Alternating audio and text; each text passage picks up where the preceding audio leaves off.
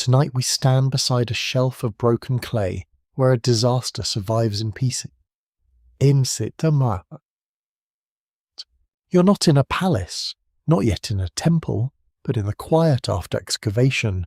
The air feels dry, almost powdery, as though the earth itself has been breathing dust for 5,000 years.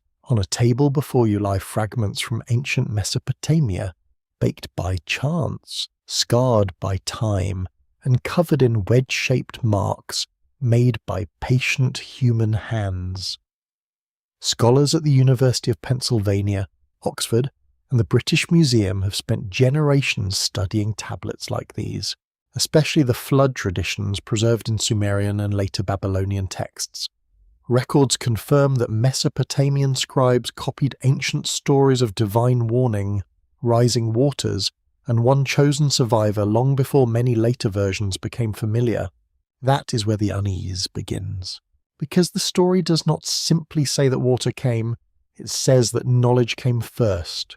A warning moved through secrecy. A god of wisdom found a way to speak when speech itself had been forbidden. His name is Enki, lord of the deep waters, patron of craft, cunning, and the quiet intelligence that lives beneath the surface of things. So, before you get comfortable, take a moment to like the video and subscribe, but only if you genuinely enjoy what I do here. And as the night settles around you, right where you are watching from, and your local time, somewhere, someone else is listening beneath another sky, you may imagine the museum lights dimming slowly around the tablets. Each shard looks ordinary at first, more like a broken roof tile than a surviving voice.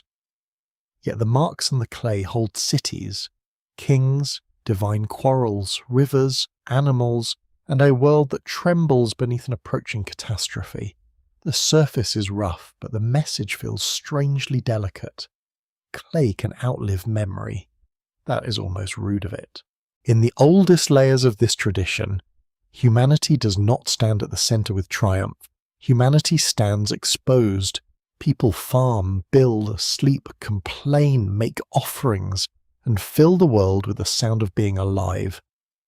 Then the gods decide that the world has become too loud, too crowded, too unstable. A council is held. A devastating decision follows. Yet one god refuses to let the story end in silence. Enki does not overthrow the council. He does not thunder from the sky. He does something stranger and more subtle. He encrypts the warning. He speaks through a wall. You can almost feel the reed structure beside you. Cool at dawn and brittle under the hand, a house wall made of reeds and clay becomes an instrument, a listening surface, a veil between divine command and human understanding. Enki tells the wall what the man must hear. In that sideways speech, the survivor receives instructions: tear down the house, build a boat, abandon possessions, preserve life. It is simple but not plain. This is the first hidden pattern in the story. The danger arrives from above, below, and all around. Yet the warning does not arrive directly. It passes through the material, symbol, and ritual language. If the message is not shouted in the marketplace, it is folded into the architecture of a home. If that feels oddly modern, it should. Humans have always hidden dangerous knowledge in songs, ceremonies, technical manuals, myths, and bedtime stories. The soft voice survives where the official announcement dies. A mainstream historical fact guides us carefully here. The ancient Sumerian flood story, known from fragmentary tablets, belongs to a broad Mesopotamian tradition, also reflected in the Atrahasis epic and the Epic of Gilgamesh. Scholars connected with Yale, Chicago, and other major research institutions have shown how these texts evolved through scribal copying, translation, and adaptation across centuries. The myth changed its clothing, but its bones remained recognizable. Divine assembly, human vulnerability, secret warning, preserved life. And yet the question remains, why would a god of wisdom conceal the warning at all? One answer belongs to theology.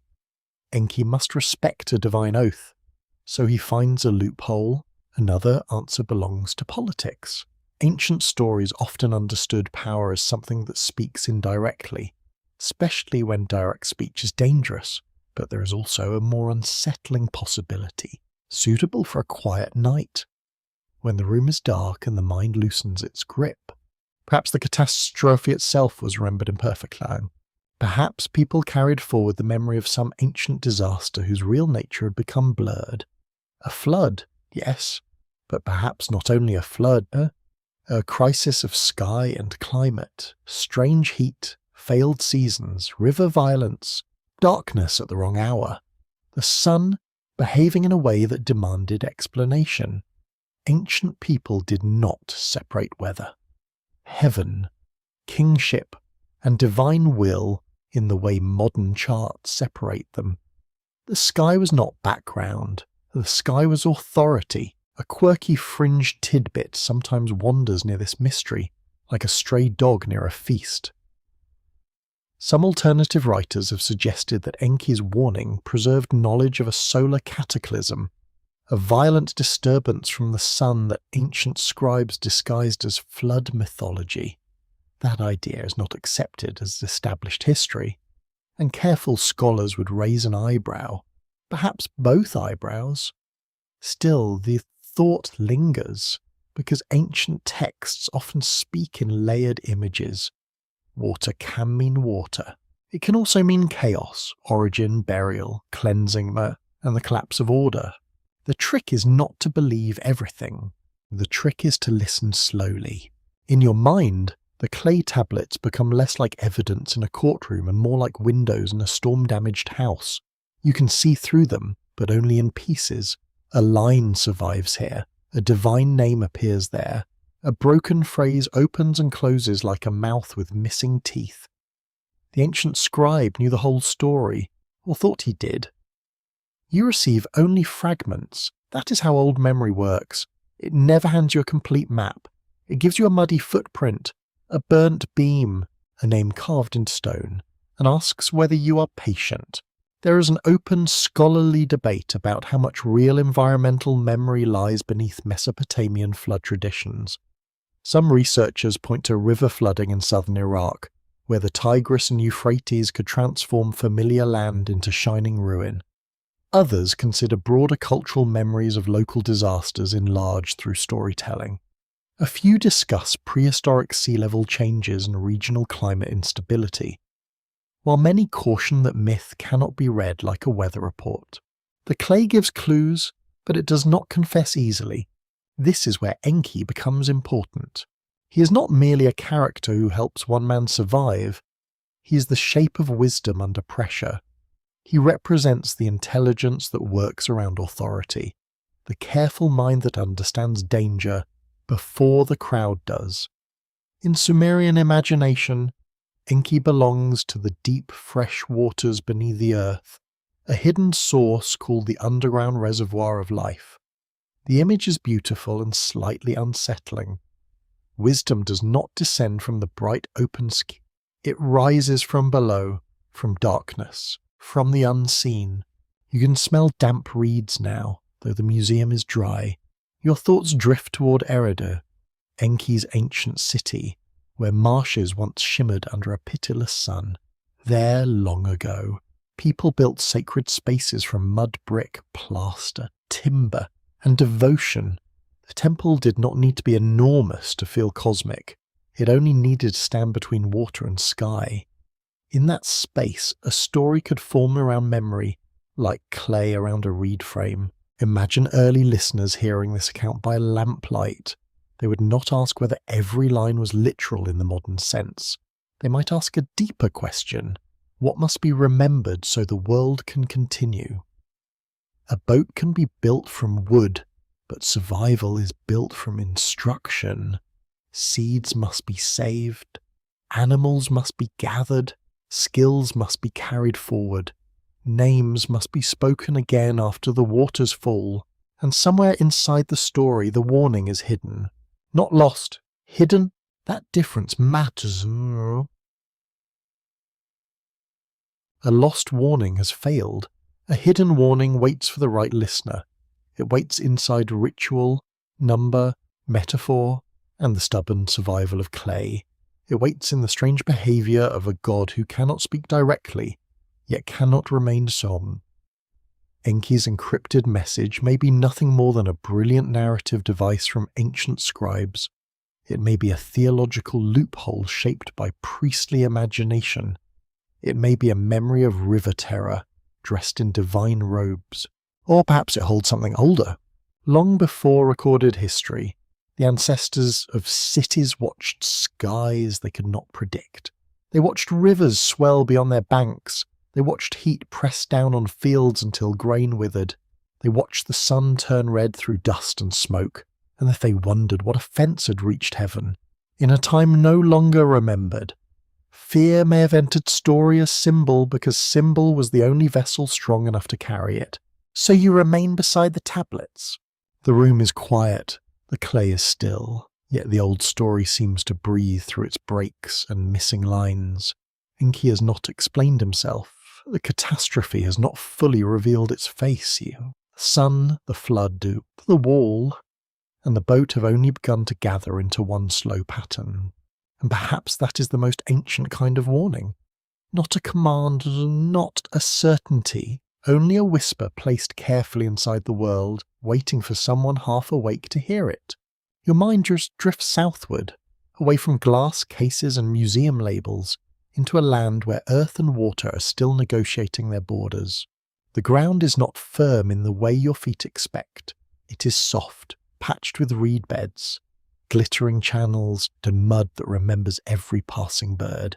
The air tastes of salt, fish, clay, and sun-warmed marsh grass. Somewhere in the distance, a heron lifts from shallow water with the solemn dignity of a minor priest. No trumpet sounds, no empire announces itself. Yet here, in the low country of southern Mesopotamia, the oldest shape of Enki's world begins to gather around you. Eridu rises almost shyly from the plain. It is not a city of marble avenues and roaring crowds. It is older, quieter, and more elemental. Mud brick walls catch the light, reed bundles creak in the wind. Gear from cooking fires bends low over flat roofs. The temple precinct sits like a patient thought at the centre of everything, rebuilt again and again as generations press their devotion into the same sacred ground. Archaeological work at Eridu showed a long sequence of temples layered one above another, a fact often discussed by historians at institutions such as Cambridge, Chicago, and Oxford. The record confirms that this place held religious importance across an immense stretch of early Mesopotamian time. That fact feels simple. Not simple at all. A temple rebuilt repeatedly in the same place is not just architecture. It is memory with foundations. Each generation does not erase the last one. It covers it, honours it, corrects it, and sometimes misunderstands it. Beneath the later shrine lies an older shrine. Beneath that, another. The sacred building becomes a stack of intentions, like a slow-breathing creature made from clay. You stand in imagination near its walls and feel the heat stored inside them. Even at dusk, the bricks release the day. This is Enki's landscape. He is associated with sweet underground water, wisdom, skilled making, purification, and the deep order beneath visible life. To modern ears, a water god may sound gentle, decorative, almost soft. That is a mistake. In a marshland, water is power. It feeds the fields, carries boats, breeds fish, hides danger, drowns boundaries, and turns solid plans into reflections. Water is generosity with teeth. The Sumerians knew this. They lived where rivers could bring harvest or ruin, where canals had to be maintained, and where human cooperation was not philosophical luxury but survival. A neglected channel could become hunger, a broken levee could become loss. The landscape taught people that civilization was not a permanent achievement. It was a daily negotiation with mud, heat, labour, and unpredictable flow. You can hear it now, the slap of water against a reed boat, the scrape of baskets filled with silt, the soft grunt of workers raising bricks from moulds. Children move along the edges of courtyards, carrying small tasks with serious faces. A dog sleeps in the shade as though appointed to an ancient office. Nearby, someone pours clean water over hands, tools, or a small offering.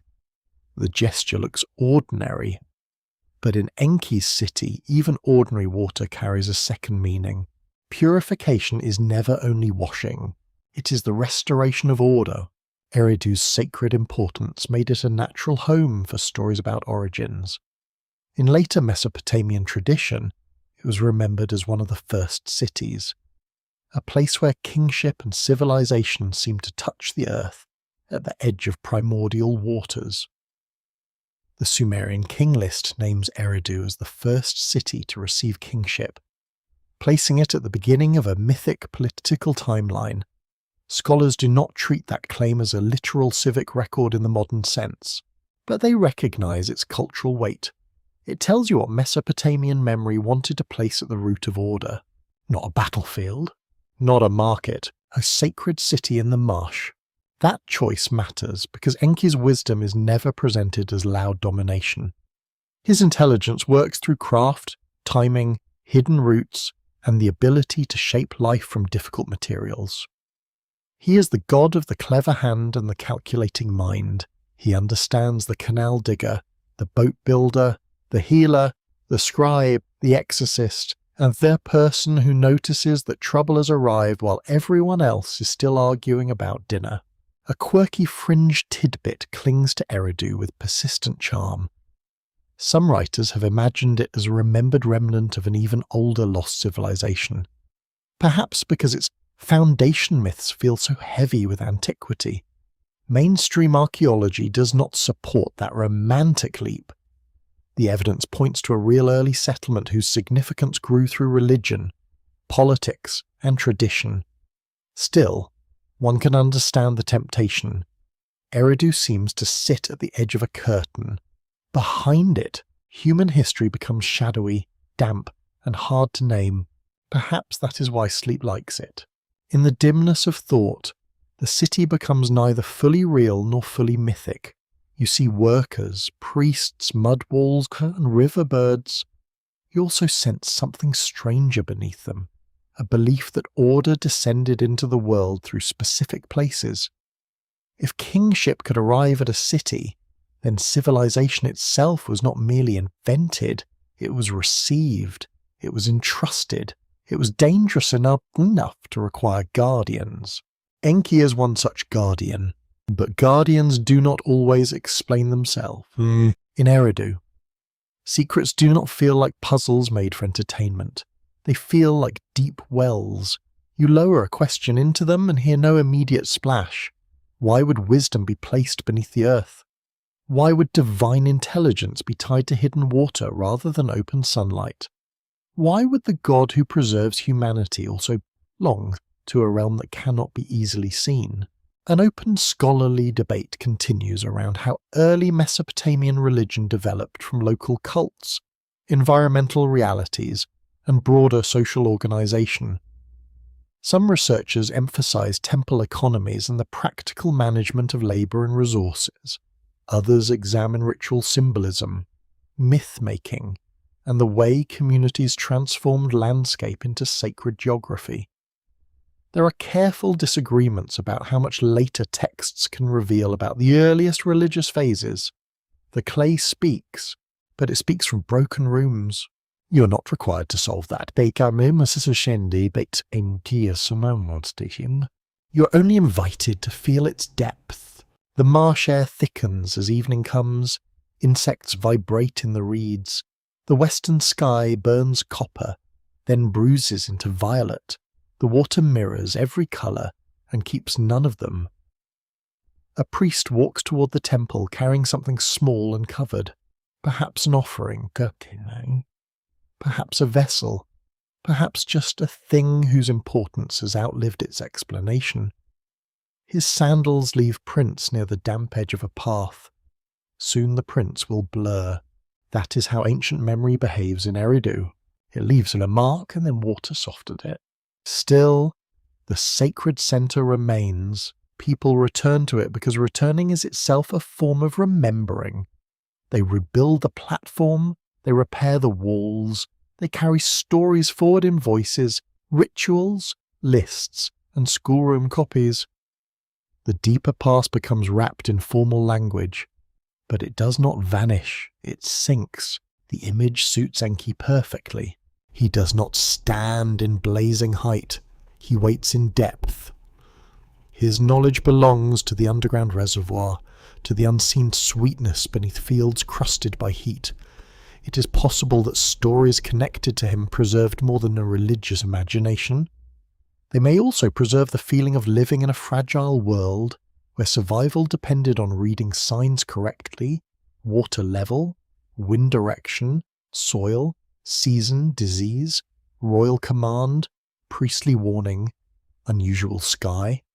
Everything mattered. A small mistake could widen. A silence could drown a city. So the people of Eridu learned to think in layers, surface and depth, ritual and work, river and god, city and cosmos. A canal was not merely infrastructure. A temple was not merely a building. A story was not merely a story. Each thing carried another thing inside it, like a sealed jar lowered into dark water. You stand now near the imagined temple as night gathers fully over the marsh. The bricks lose their red warmth and become shadow. Stars appear one by one, trembling in the canals. Somewhere, a fish breaks the surface with a faint sound, then disappears. The city settles into darkness, but it does not feel empty. It feels watched by its own depths. Perhaps this is where Enki's encryption truly begins.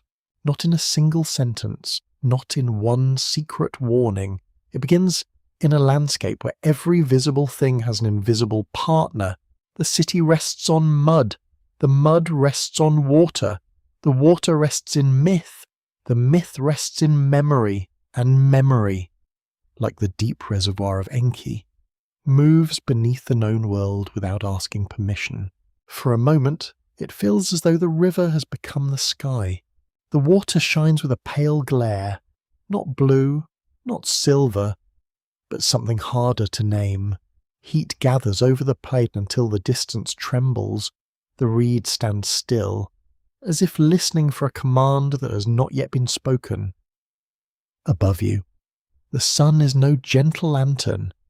It is a white weight pressing on the roofs, canals, fields, and backs of people bent in labour. In such a world, the difference between blessing and punishment can be painfully narrow. The sun gives grain. The sun also takes it. Ancient Mesopotamians knew this without needing a scientific lecture.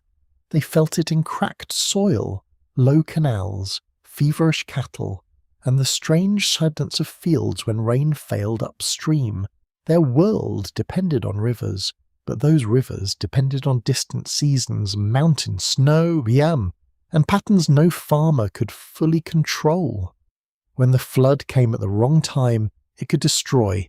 When the flood did not come, hunger waited in the dust. Order was always temporary. This is where the flood story begins to darken. At first, it seems to be only a story of water. Waters rise, a boat is built, life is preserved, yet the mythic imagination rarely keeps one ninja in a single container. Water can swallow a city, but the sky can ruin it first. Heat can prepare the famine. Drought can weaken the people. Sudden storms can tear channels apart. Strange sun can turn ordinary fear into cosmic dread. Records from early Mesopotamian agriculture confirm that irrigation, canal management, and seasonal river behaviour were central to survival. Scholars connected with the University of Chicago and Yale have long studied administrative tablets that show how closely labour, grain, fields, and water control were measured. These are not dreamy poems. They are records of rations, work crews, storage, and management. Behind the mythic flood stands a practical world of mud, numbers, hunger, and anxious planning. That practical world could be broken. You may picture a farmer stepping from his doorway at dawn and finding the light wrong. Perhaps dust hangs in the air from distant dry lands. Perhaps smoke from burned reeds dims the horizon. Perhaps the sun rises red, swollen and unfamiliar, like an eye irritated by human noise. He does not reach for a telescope. He reaches for memory. What did his father say? What did the temple singer chant? What did the old tablets preserve about the anger of heaven? To us, solar catastrophe sounds technical and modern. We think of solar storms, radiation, charged particles, and disturbances that might trouble power lines or satellites. Ancient people had no such language. They had omens, hymns, heat, darkness, eclipses, drought, and terror. They watched the sky with seriousness because it governed their lives. The heavens were not decoration above history, they were part of history. A council decree proves something related, though much later than Sumer's earliest centuries. Ancient Mesopotamian omen scholarship treated unusual celestial events as meaningful signals for kings and lands. Scribal scholars recorded eclipses, planetary movements, and strange appearances with care. This tradition became especially elaborate in Babylonian scholarship, but its roots reach into the older habit of reading heaven and earth together. The sky was a text, and rulers feared being misread by it. That idea matters. If the sky was a text, then catastrophe could be encoded in sky language. A flood might be remembered not only as water over land, but as the collapse of the proper relationship between heaven, earth, and the deep. The sun scorching the fields, the rivers rising in fury, the winds changing, the gods withdrawing favour. All these could belong to one story because ancient thought did not separate them neatly. It braided them. Your ears catch the faint creak of a reed boat against its mooring. Nearby, clay jars cool in shade. The smell of wet mud mixes with hot bitumen. That black sealing material used to waterproof boats and buildings. It has a sharp, heavy scent, almost medicinal, almost unpleasant, in a story of survival. Even smell becomes instruction. Seal the vessel, protect what breathes, keep water outside, keep life inside. A quirky fringe tidbit enters quietly here, wearing the robes of speculation. Some modern enthusiasts have argued that ancient flood myths across the world might preserve memories of solar outbursts, cometary disturbances, or sudden climate shocks. Such claims often stretch the evidence far beyond what responsible archaeology allows. Still, they reveal something interesting about us. We also fear the sky. We simply describe that fear with different instruments. The ancient scribes used gods. We use graphs. Perhaps the emotional structure is not so different. Both are attempts to turn vulnerability into pattern. Both try to answer the same sleeping question. Is disaster random, or does it speak before it arrives? In the Sumerian imagination, Enki seems to believe that disaster can be heard, but only indirectly. That is the remarkable thing. The warning does not explain the mechanics of the catastrophe. It does not say how clouds form, why rivers swell, or whether the sun has changed. It gives action, build, gather, preserve, endure. The encrypted wisdom is not a theory of disaster. It is a method for passing through it. This makes the possible solar layer more intriguing, even if it remains uncertain. A solar event in modern terms would not have been recognized as such by ancient observers.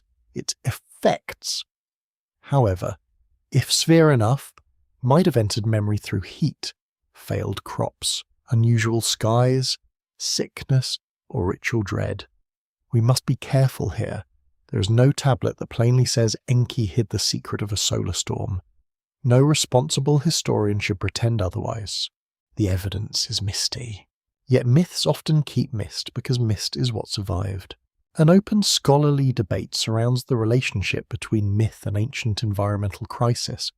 Some researchers argue that Mesopotamian flood traditions likely reflect repeated river disasters magnified into cosmic narrative.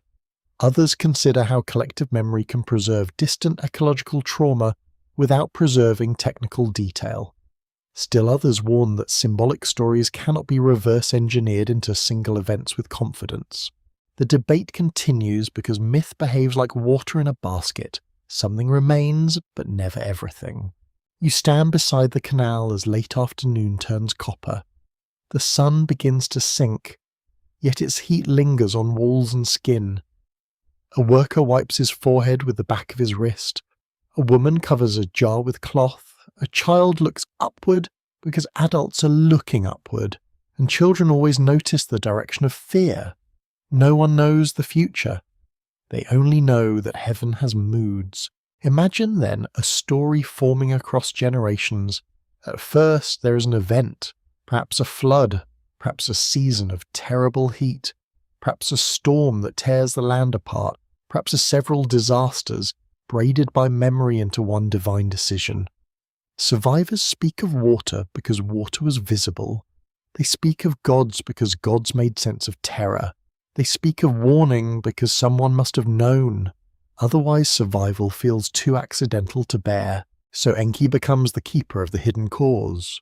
He is the one who understands what the crowd cannot. He sees the pattern behind the event, the danger beneath the ordinary day, yet he does not reveal all. Maybe because divine law prevents him, maybe because sacred knowledge must be veiled, maybe because the people who shaped the story no longer knew the original cause, only the urgent shape of its lesson. The sun lowers, the river glows. For a few breaths, water and fire share the same surface. The canal becomes a strip of burning light, and the reeds stand black against it. You sense why ancient minds did not keep catastrophe in tidy categories. Flood can shine like flame. Heat can prepare the way for water. A god of the deep can speak about danger from the sky. In myth, the universe is not divided into departments. It is one living system, full of signs. And somewhere inside that system, Enki hides the warning. Not as a scientific report, not as a simple answer. Oh, he hides it as an instruction wrapped in symbol, because symbol can cross centuries better than explanation. A formula may be forgotten when its language dies. A story about a god whispering through a wall may survive long enough to trouble your sleep. The day fades over the ancient plain, the sun slips down, but its after-image remains behind your closed eyes. You feel the old fear soften into reflection. Perhaps the flood was water.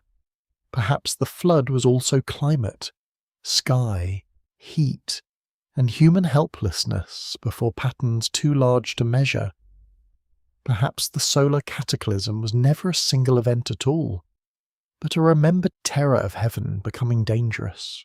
And perhaps Enki encrypted it because the truth was too vast to carry plainly. In your ears, the echo changes into a murmur behind a wall, not a voice in the open, not an announcement from a temple roof, something closer, stranger, and more careful. You stand in the dim interior of a reed-built house, where the walls smell of marsh wool, clay plaster, and the faint smoke of an evening hearth. Outside, the city breathes in low human sounds. A child turns in sleep. A goat shifts its weight. Somewhere, a vessel knocks softly against wood. Inside, secrecy has weight. The old story says the gods have made their decision, and humanity is not invited to the meeting. That alone is chilling in a quiet way. People continue their ordinary lives beneath a judgment they cannot hear. Bread is baked, nets are mended, irrigation channels are cleared. Someone argues over grain. Someone laughs too loudly near a doorway. Ordinary time continues, because ordinary time almost always continues before catastrophe. Then comes Enki's problem. He knows, he understands the decision, yet he cannot simply walk into the street and tell everyone.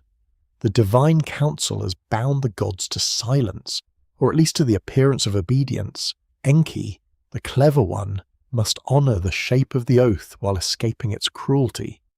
He does not speak to the man directly. He speaks to the wall of the man's house, and the man listens as if overhearing what was never addressed to him. It is a loophole, a sacred, life-saving loophole. A mainstream historical fact sits firmly beneath this moment. In the Atrahasis epic, preserved in Akkadian manuscripts studied by scholars at institutions such as Oxford, Yale, and the British Museum, the god Ea, known in Sumerian as Enki, warns the flood survivor by addressing a reed wall. The scene is one of the most remarkable acts of indirect speech in ancient literature. It shows wisdom not as force, but as legal intelligence, emotional mercy, and verbal precision.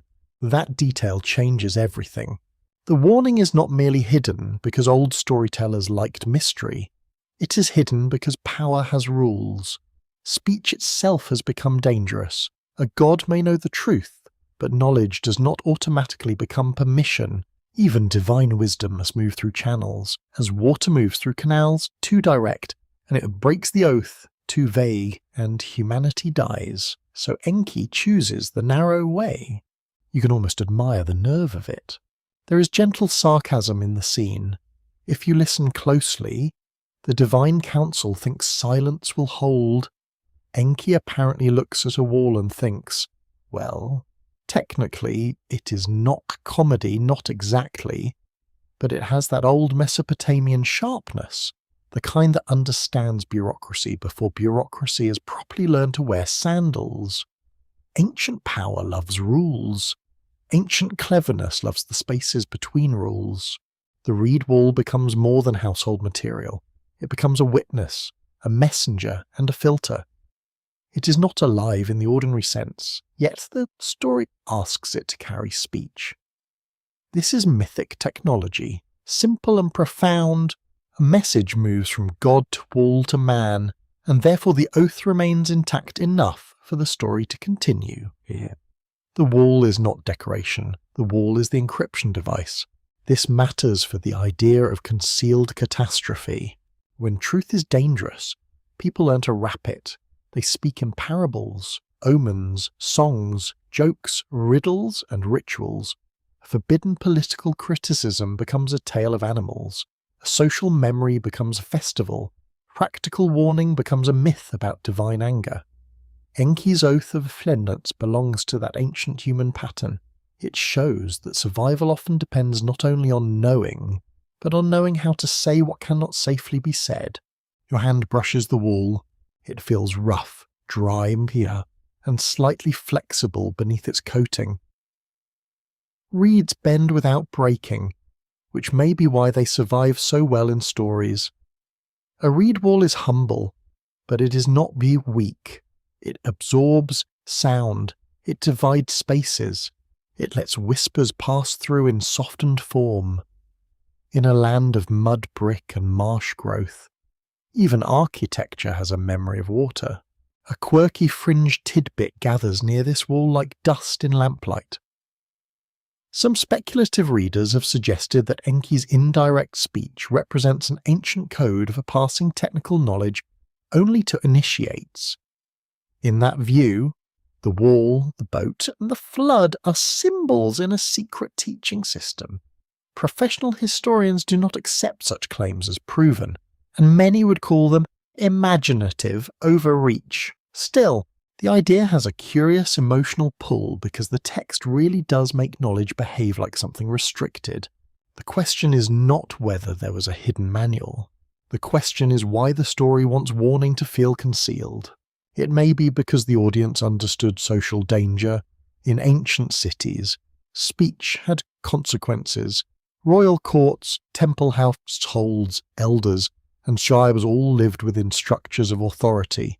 A person could not always say plainly what everyone feared. The gods, in this story, mirror the political world of humans. Their council has hierarchy, tension, decision, and secrecy. Enki's mercy is therefore not rebellion with weapons. It is rebellion through interpretation. An open scholarly debate surrounds how divine councils in Mesopotamian literature reflect earthly institutions. Some researchers view them as mythic projections of palace and temple authority. Others see them as theological explanations for why suffering can occur in an ordered universe. Still others emphasize scribal artistry, where divine politics becomes a way to explore law, oath, and responsibility. The debate remains active because ancient texts are never only one thing. They are layered like the cities that copied them. In the stillness of the house, do you feel those layers press inward? There is the surface story of a coming flood. There is the ethical story of a god who refuses annihilation. There is the legal story of an oath evaded by careful wording. There is the political story of authority hiding decisions from the vulnerable. There is perhaps an environmental story where real disaster has been translated into divine dispute.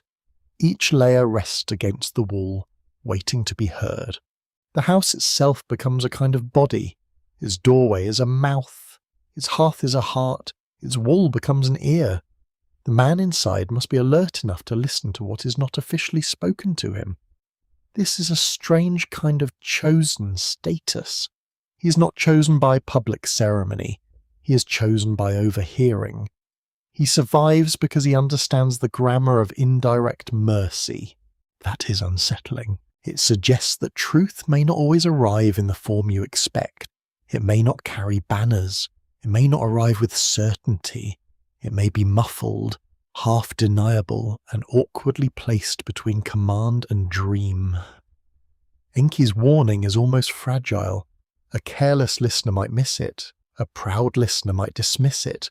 A tired listener might think the walls creak at night and nothing more. Yet the instruction is urgent. Tear down the house, build a boat, leave behind what appears stable, and trust what appears absurd. Imagine hearing that beside your own wall at night. Abandon your roof, your bed, your stored goods, your familiar threshold. Turn your home into a vessel. Trade stillness for motion. Trade property for breath. It is a terrible kind of wisdom, because it asks for action before proof becomes visible. That is often how survival works. The first person to prepare looks foolish until the sky changes. Perhaps Enki's oath of silence is really about timing. The warning cannot become public too soon, or the order of the world collapses before the flood arrives. It cannot come too late, or preservation fails. The encrypted message must reach exactly the one who will act. In the slow mathematics of myth, wisdom is not merely truth. Wisdom is truth delivered at the survivable moment. The lamp burns low. Wax smoke or oil smoke trails upward in a thin, dark thread. Outside, the night insects continue their patient music. The reed wall stands quiet now, as if nothing has happened. That is the elegance of Enki's method. After carrying the message, the wall returns to being a wall. The secret leaves no shining mark. No inscription appears. No divine fingerprint glows upon the clay. Only the listener changes, and perhaps that is why the story lasts. It understands that the world may be full of walls that have already spoken, if only someone knew how to hear them. A pattern in the weather, a crack in a system, a strange warmth in the season, a myth copied too carefully to be meaningless.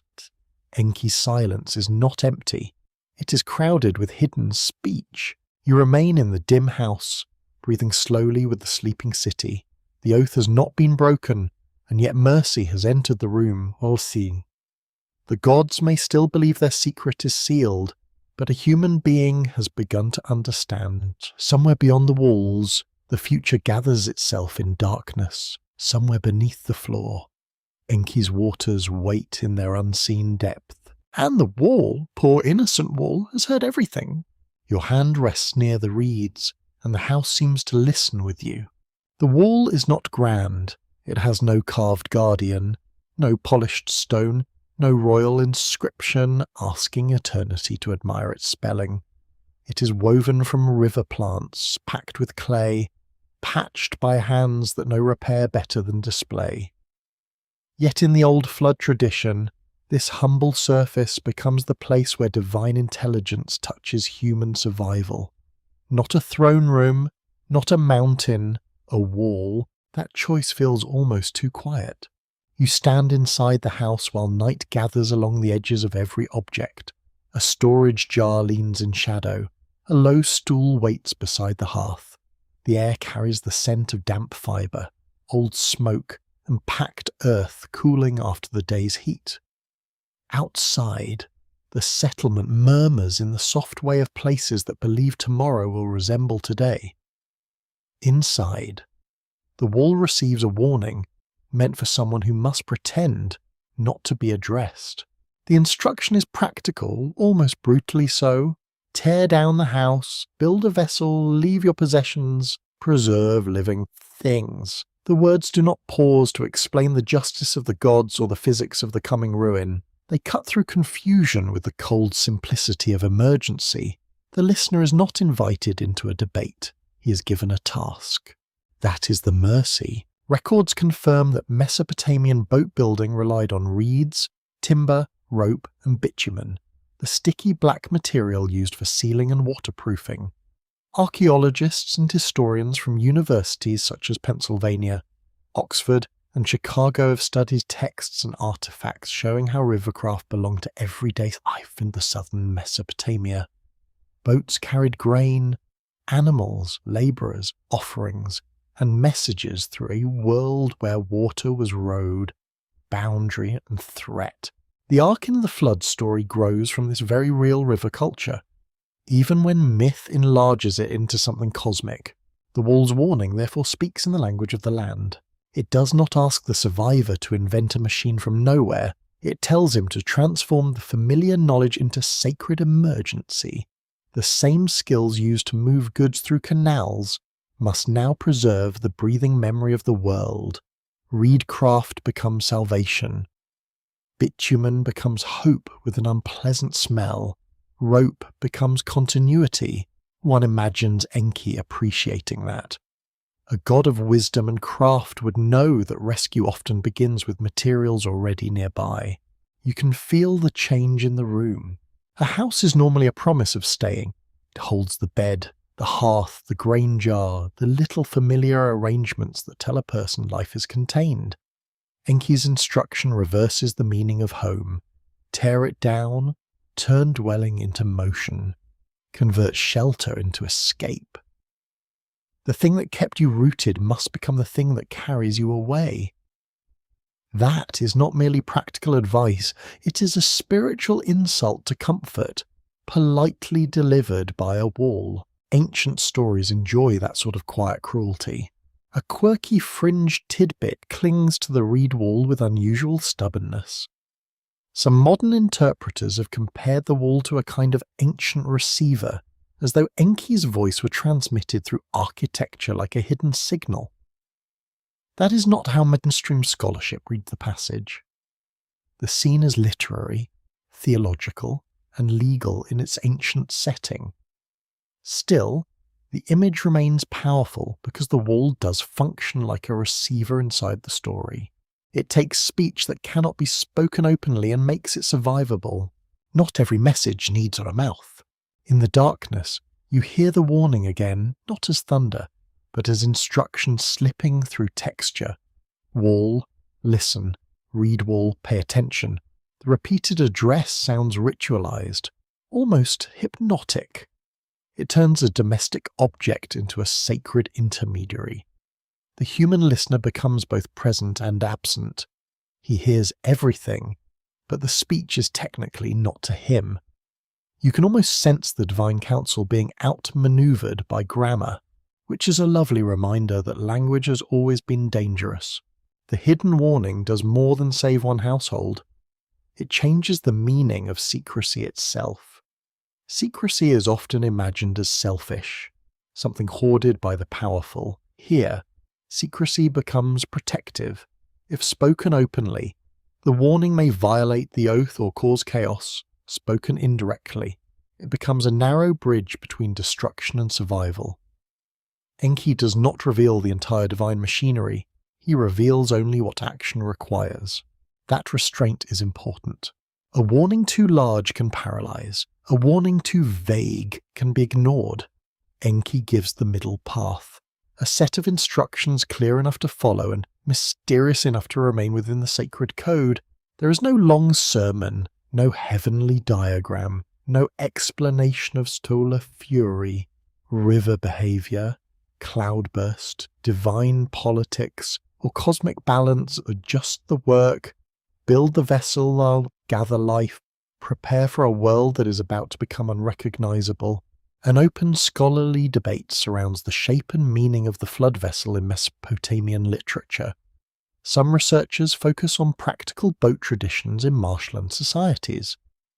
Others examine symbolic readings, where the vessel becomes a miniature cosmos, carrying ordered life through chaos.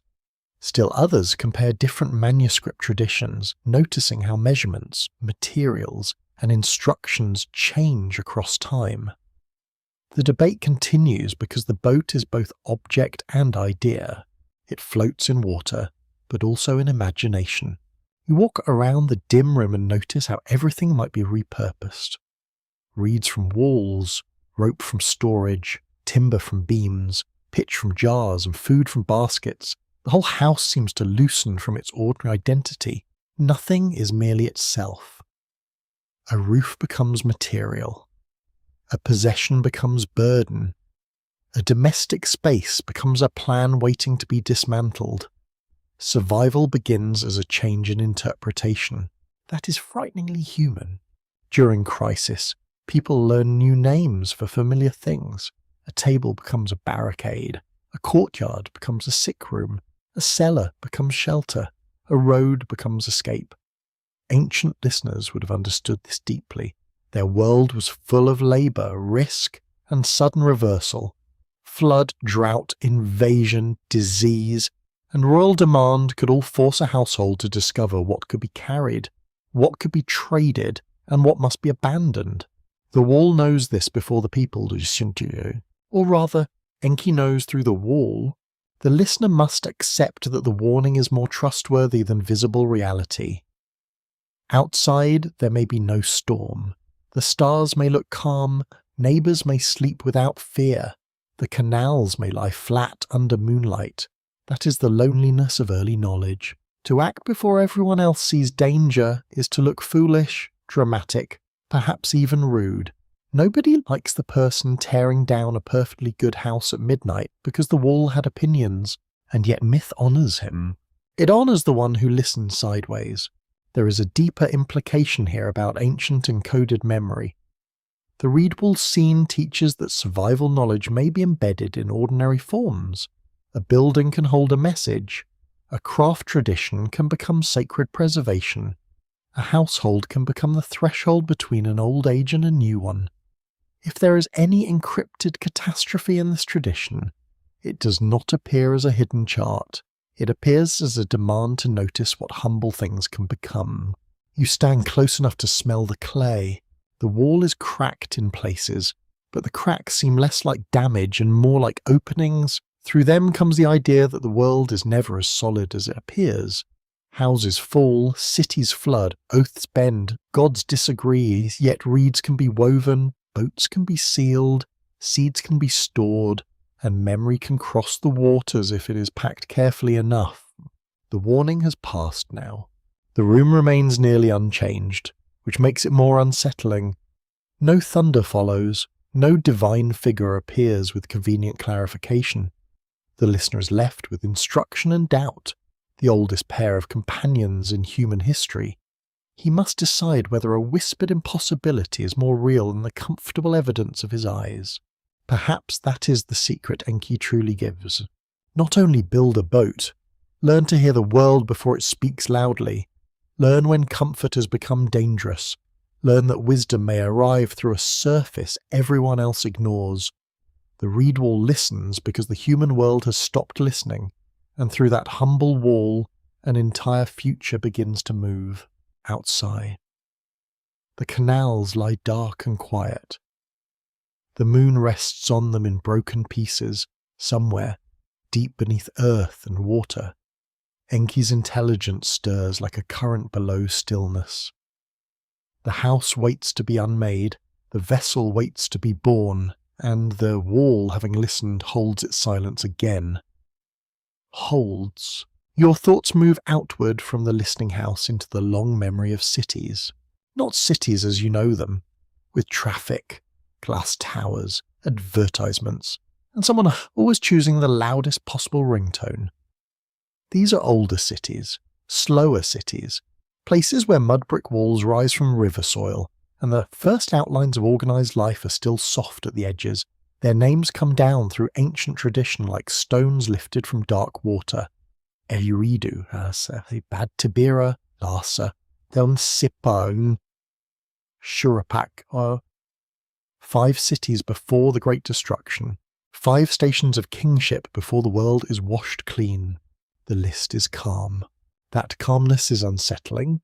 The Sumerian king list, preserved in later copies and studied by historians at institutions such as Oxford, Yale, and the University of Chicago, places kingship in a series of cities before the flood. The text does not begin with ordinary politics. It begins with a descent of authority from heaven, as though civilization itself arrives as a sacred deposit. Then city follows city, ruler follows ruler, and time stretches into numbers so vast the mind begins to drift. Records confirm that the list combines remembered dynasties, political ideology, theology, and mythic time into one powerful sequence. You stand at the edge of Eridu first. The marshes breathe around it. Water glints between reeds, and the temple seems to rise from the meeting of mud and sky. In the ancient imagination, this is where kingship first touches earth. That does not mean a king sat there with a neat office, a stamped document, and a secretary who hated everyone. It means later Mesopotamian memory imagined order, beginning in a sacred wetland, under the care of Enki, where deep waters and divine wisdom lay close together. Then the list moved. Badtibira emerges in the mind like a city of metal and heat. Its name is often associated with workers in metal, though the exact ancient meanings remain debated. You feel the glow of furnaces, the hammerstroke, the mineral smell of heated ore, and the strange prestige of people who can make hard earth soften. Metalworking in early societies was not merely craft. It was transformation, stone, fire, air, and skill worked together until something new appeared. Sharp, shining and dangerous. The second city feels like a workshop of power. Larsa comes next, sunlit and severe. With later fame tied to the sun god, you can imagine a bright temple courtyard where shadows shorten under noon light. Dust gathers along sandals, the heat presses against the eyelids, in a story shadowed by solar danger. A city associated in later tradition with the sun begins to feel like more than a name on a list. Of course, careful scholarship does not let imagination gallop away unsupervised, but myth works by placing images beside one another until they start to hum. Sippar follows. Another city deeply connected in later Mesopotamian religion with the sun god Shamash. Its inclusion in pre-flood tradition gives the sequence a luminous pressure. 2 remembered solar centers near the old timeline, 2 places where justice, light, judgment, and celestial order gather. Perhaps this is only because later scribes shaped older memory through familiar sacred geography. Perhaps the city list reflects political inheritance rather than encoded sky terror. Still, the pattern makes the night listener lean closer. Then Shuruppak waits at the end. Its name carries a special weight because the flood survivor is linked with it in Mesopotamian tradition.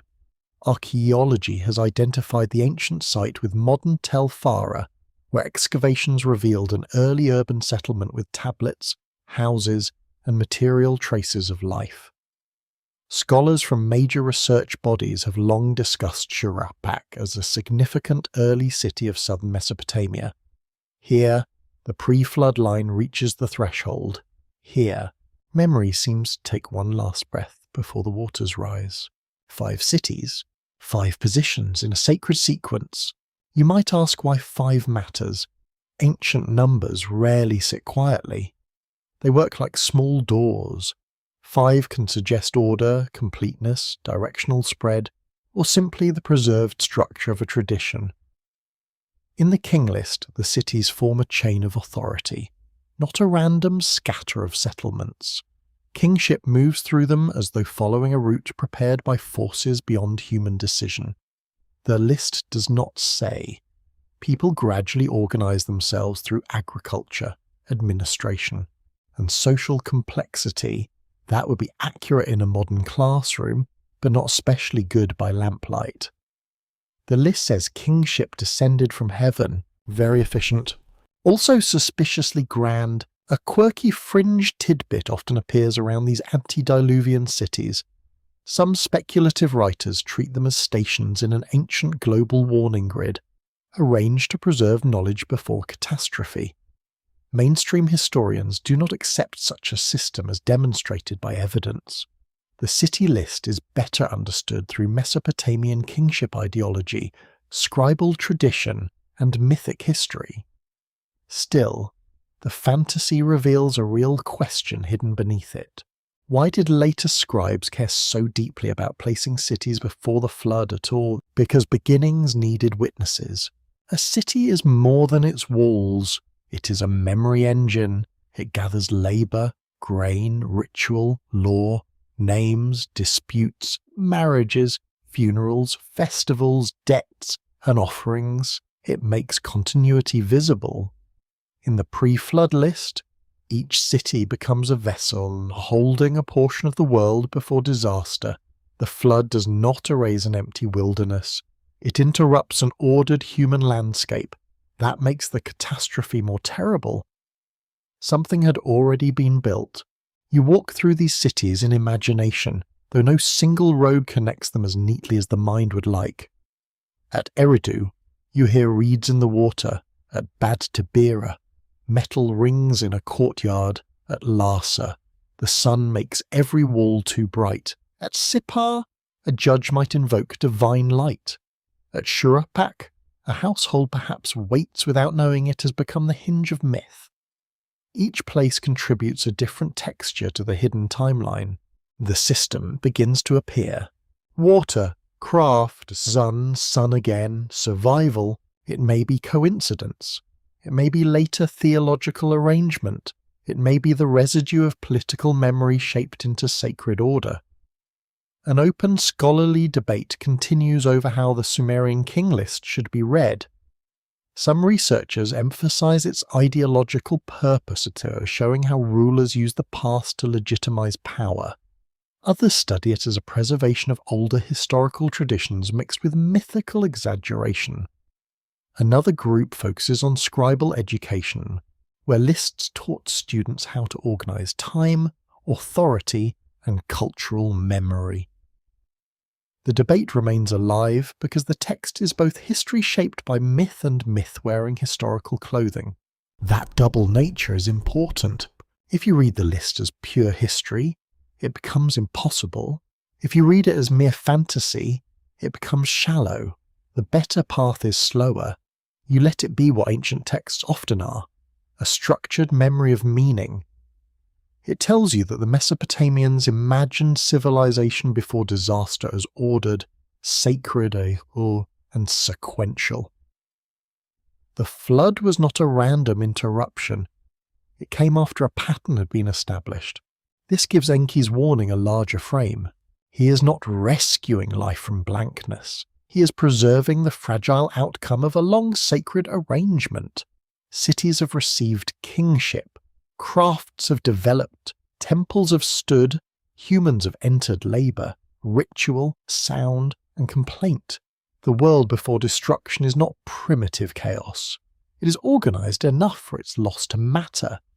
That is what makes the warning feel urgent and mournful. You can smell grain dust now in a storage room at Shuruppak. You hear a reed pen scratch on the damp clay. A scribe records goods, names, perhaps numbers that will outlive everyone present. Outside, the late sun turns walls gold. The city does not know it is standing near the end of a remembered age. Cities never do. They think their routines are proof of permanence. That is adorable and tragic and very human. The 5 cities become like lamps along a dark river. Each lamp shines on one part of the forgotten world. Eridu shines on origins and deep water. Bad Tibira shines on craft and transformation. Larsa and Sippar shine with solar order. Shuruppak shines on the household that will receive impossible instruction. Together they form a map of civilization as ancient memory wanted it understood. Not random settlement, but sacred sequence. Perhaps this sequence is the first outline of Enki's encrypted warning system. Not a machine hidden underground. Not a code requiring modern fantasy to unlock it. A narrative system. A way of saying that catastrophe comes to a world already arranged by divine gifts, human skill, and cosmic signs. If the pattern fails, everything fails. If one listener preserves the pattern, history can begin again. The night settles over the 5 names. They no longer feel like entries in a list. They feel like distant fires seen across a plain. Some burn near Sen, some burn near furnaces, some burn beneath the pitiless sun. One burns at the edge of the flood. You do not know whether they conceal a solar memory, a political theology, an environmental warning, or all these things braided together, but you feel the old structure forming beneath the story. Cities before the deluge, order before nature, memory before the storm, and somewhere within that ordered chain, Enki waits in the deep, watching the lights of human settlement flicker against a darkness no city wall can keep away. Your eyes lower to the numbers, and the numbers refuse to behave. The ancient list does not give kings a modest span of years. It does not say that one ruler reigned for 30 years, another for 50, another for a suspiciously polished 60. It opens the gates of time and lets impossible reigns walk out in ceremonial silence. Tens of thousands of years gather around individual names. Kings stand so long upon the earth that they become less like men and more like pillars holding up an age. The effect is dreamlight. A ruler reigns for a span beyond memory. Another follows with a number equally vast. The city receives kingship, holds it across an almost geological duration, then passes it onward. You do not read these figures as ordinary bookkeeping. You feel them as atmosphere. They stretch the world before the flood until it becomes immense, distant, and almost inhuman. Time itself becomes one of the characters in the story. Records confirm that the Sumerian king list gives extraordinary reign lengths to rulers before the flood, far exceeding normal human lifespans. Scholars at Yale, Oxford, and the University of Chicago have studied these numbers as part of Mesopotamian literary tradition, political ideology, and scribal mathematics. The post-flood rulers gradually become more historically plausible in the list. Though still shaped by royal memory and political purpose, the shift itself matters, because it marks the flood as a boundary between mythic time and more familiar human time. That boundary is quiet but powerful. Before the catastrophe, time is swollen. After it, time contracts. The world becomes smaller, nearer, more human. The flood does not merely cover land, it changes the scale of existence. It divides an age of enormous kings from an age where rulers begin to resemble people who might actually have sore knees, bad tempers, and accountants. Ancient scribes knew numbers carried meaning beyond measurement. Mesopotamian mathematics developed with remarkable sophistication, especially through the sexagesimal system based on 60. This system influenced later ways of counting time. Angles and celestial movement. That is a mainstream historical fact, and it still lives quietly in your own day. 60 seconds, 60 minutes, 360 degrees. The ancient habit has not left you, it simply wears a modern watch. In the king list, numbers do not simply count. They proclaim, they organize distance, they place the pre-flood rulers in a realm that feels solemnly unreachable. A reign of 28,800 years does not invite you to imagine a birthday cake with too many candles. It tells you that the first age operated under another order. It says, this was not your time, this was the time before time became ordinary. You breathe slowly. The clay tablet waits. The numbers create a strange kind of encryption. They are visible to everyone, but not easily understood. A child in a scribal school could copy them. A trained scholar could calculate them. A modern historian can compare manuscripts. Yet the reason for their scale remains debated. Are they symbolic? Are they mathematical transformations? Are they theological statements? Are they literary devices designed to honour ancient dynasties by making them impossibly old? Perhaps they're all of these. A quirky fringed tidbit enters with a lantern held too close to its own face. Some alternative theorists claim the long reigns prove that non-human beings, star visitors or semi-divine survivors ruled before the catastrophe. Mainstream scholarship does not support such claims. The texts belong to ancient Mesopotamian culture, not a verified record of beings from the sky. Still, the fascination is understandable. When a tablet says a king ruled longer than civilization itself, the imagination naturally starts misbehaving. The safer question is stranger. Why did the scribes want the past to feel so large? You sit now in the imagined schoolroom of a young scribe. The room smells of damp clay, sweat, reed pens, and dust. A teacher recites names and numbers, and the students repeat them with careful irritation. Now, they press wedge after wedge into tablets, learning not only writing, but a world view. Kingship descends, cities hold it, reigns extend beyond ordinary life. Then comes the flood, then kingship descends again. The student copies history as structure, not as gossip. Outside the school, donkeys complain. Some things are eternal.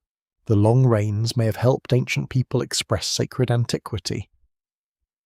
When a culture wants to say that something happened in a time beyond normal memory, it often enlarges time until it becomes symbolic.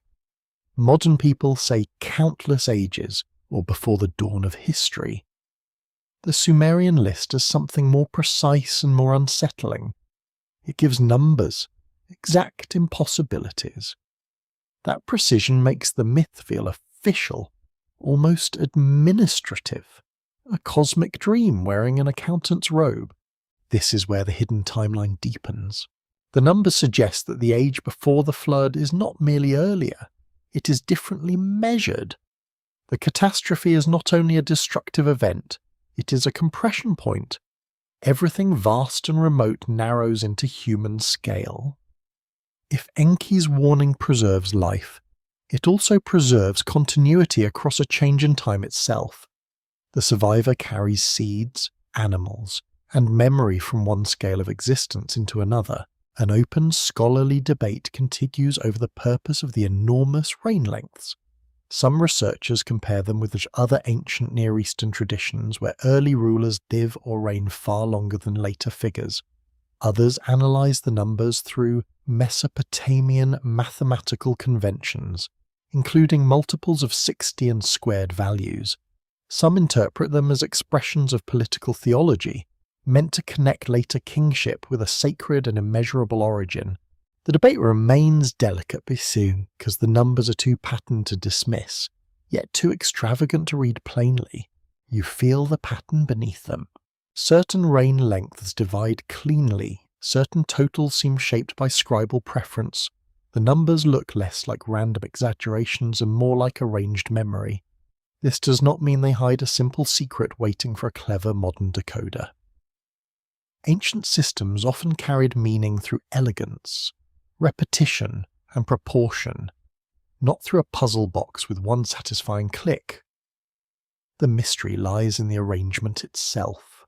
Time becomes architecture. Each king is a chamber, each reign is a corridor, each city is a court through which authority passes. The flood stands like a sealed door at the end of the old structure. You cannot fully enter what lies behind it. You can only touch the carved surface and feel that others once believed something vast had been placed there. This matters for Enki's encrypted solar catastrophe because a sky event would also belong to cycles. The sun rises and sets, seasons return, eclipses follow patterns. Though ancient prediction developed gradually and with great effort, heat comes and goes, floods repeat, but never exactly. If scribes inherited memories of catastrophe, they may have placed them inside numerical order because numbers gave terror a frame. Humans do this instinctively. You count days after disaster. You mark anniversaries. You measure drought. You record flood levels. You track the year when the harvest failed and the year when children were born again. Counting does not remove fear, but it gives fear edges. Ancient reign lengths may not be measurements in the modern sense, but they are efforts to give sacred time a shape. The tablet's numbers become a kind of sleeping chant. 10,000, 20,000 and 30,000, city after city, name after name. The mind cannot picture such spans, so it begins to float. Perhaps that is intentional. The pre-flood world must feel beyond reach. It must become large enough to hold divine decisions, impossible kings, and warnings hidden in walls. It must feel ancient even to the ancients. You may notice another quiet irony. The scribes who copied these enormous reigns lived ordinary lives measured in meals, lessons, aches, and lamp oil. Their hands cramped, their teachers corrected them, their tablets broke, yet they handled numbers that made human life seem like a breath on clay. That contrast may be the most moving part of the whole tradition. Small people preserving vast time, temporary hands recording impossible duration. In the dim schoolroom, the teacher's voice softens. The students repeat the royal names again. The long rains roll forward like slow thunder, not loud, only deep. You understand that the list is not asking you to believe in a king who attended meetings for 36,000 years. It is asking you to enter a scale of memory where the flood becomes the hinge between worlds. The numbers are therefore part of the warning. They say that civilization can seem endless and still end. They say that authority can descend from heaven and still be withdrawn. They say that time itself can be organized around a wound. If Enki encrypted catastrophe, he may have done it not only through speech and symbol, but through scale. Make the past too large to ignore. Make the break too sharp to forget. Make the listener feel that something happened which changed the size of human destiny. The tablet rests in silence. Its figures remain absurd, majestic, and strangely calm. You cannot force them into simple history, and you should not throw them away as nonsense. They belong to a civilization that counted stars, grain, labour, years, gods, and kings with reverent seriousness. Their impossibility is part of their meaning. They make the old world feel like a dream that once believed itself permanent, and beneath those long rains, the hidden clock keeps turning. Your gaze settles on Nippur, where dust seems to remember the shape of words. The city does not appear first as a skyline. It appears as a mound, a great tired swelling of earth under a pale Mesopotamian sky. Broken brick lies underfoot. Wind moves gently over pottery fragments, bone chips, ash, and the small ruin of ordinary lives. Somewhere beneath the surface, tablets wait in darkness, not glowing, not calling out, simply enduring with the stubborn patience of baked clay. Nippur is not Enki's marsh city. It belongs more strongly to Enlil, the great authority of air, command, and kingship. Yet that is exactly why it matters. Here, the memory of divine order becomes institutional.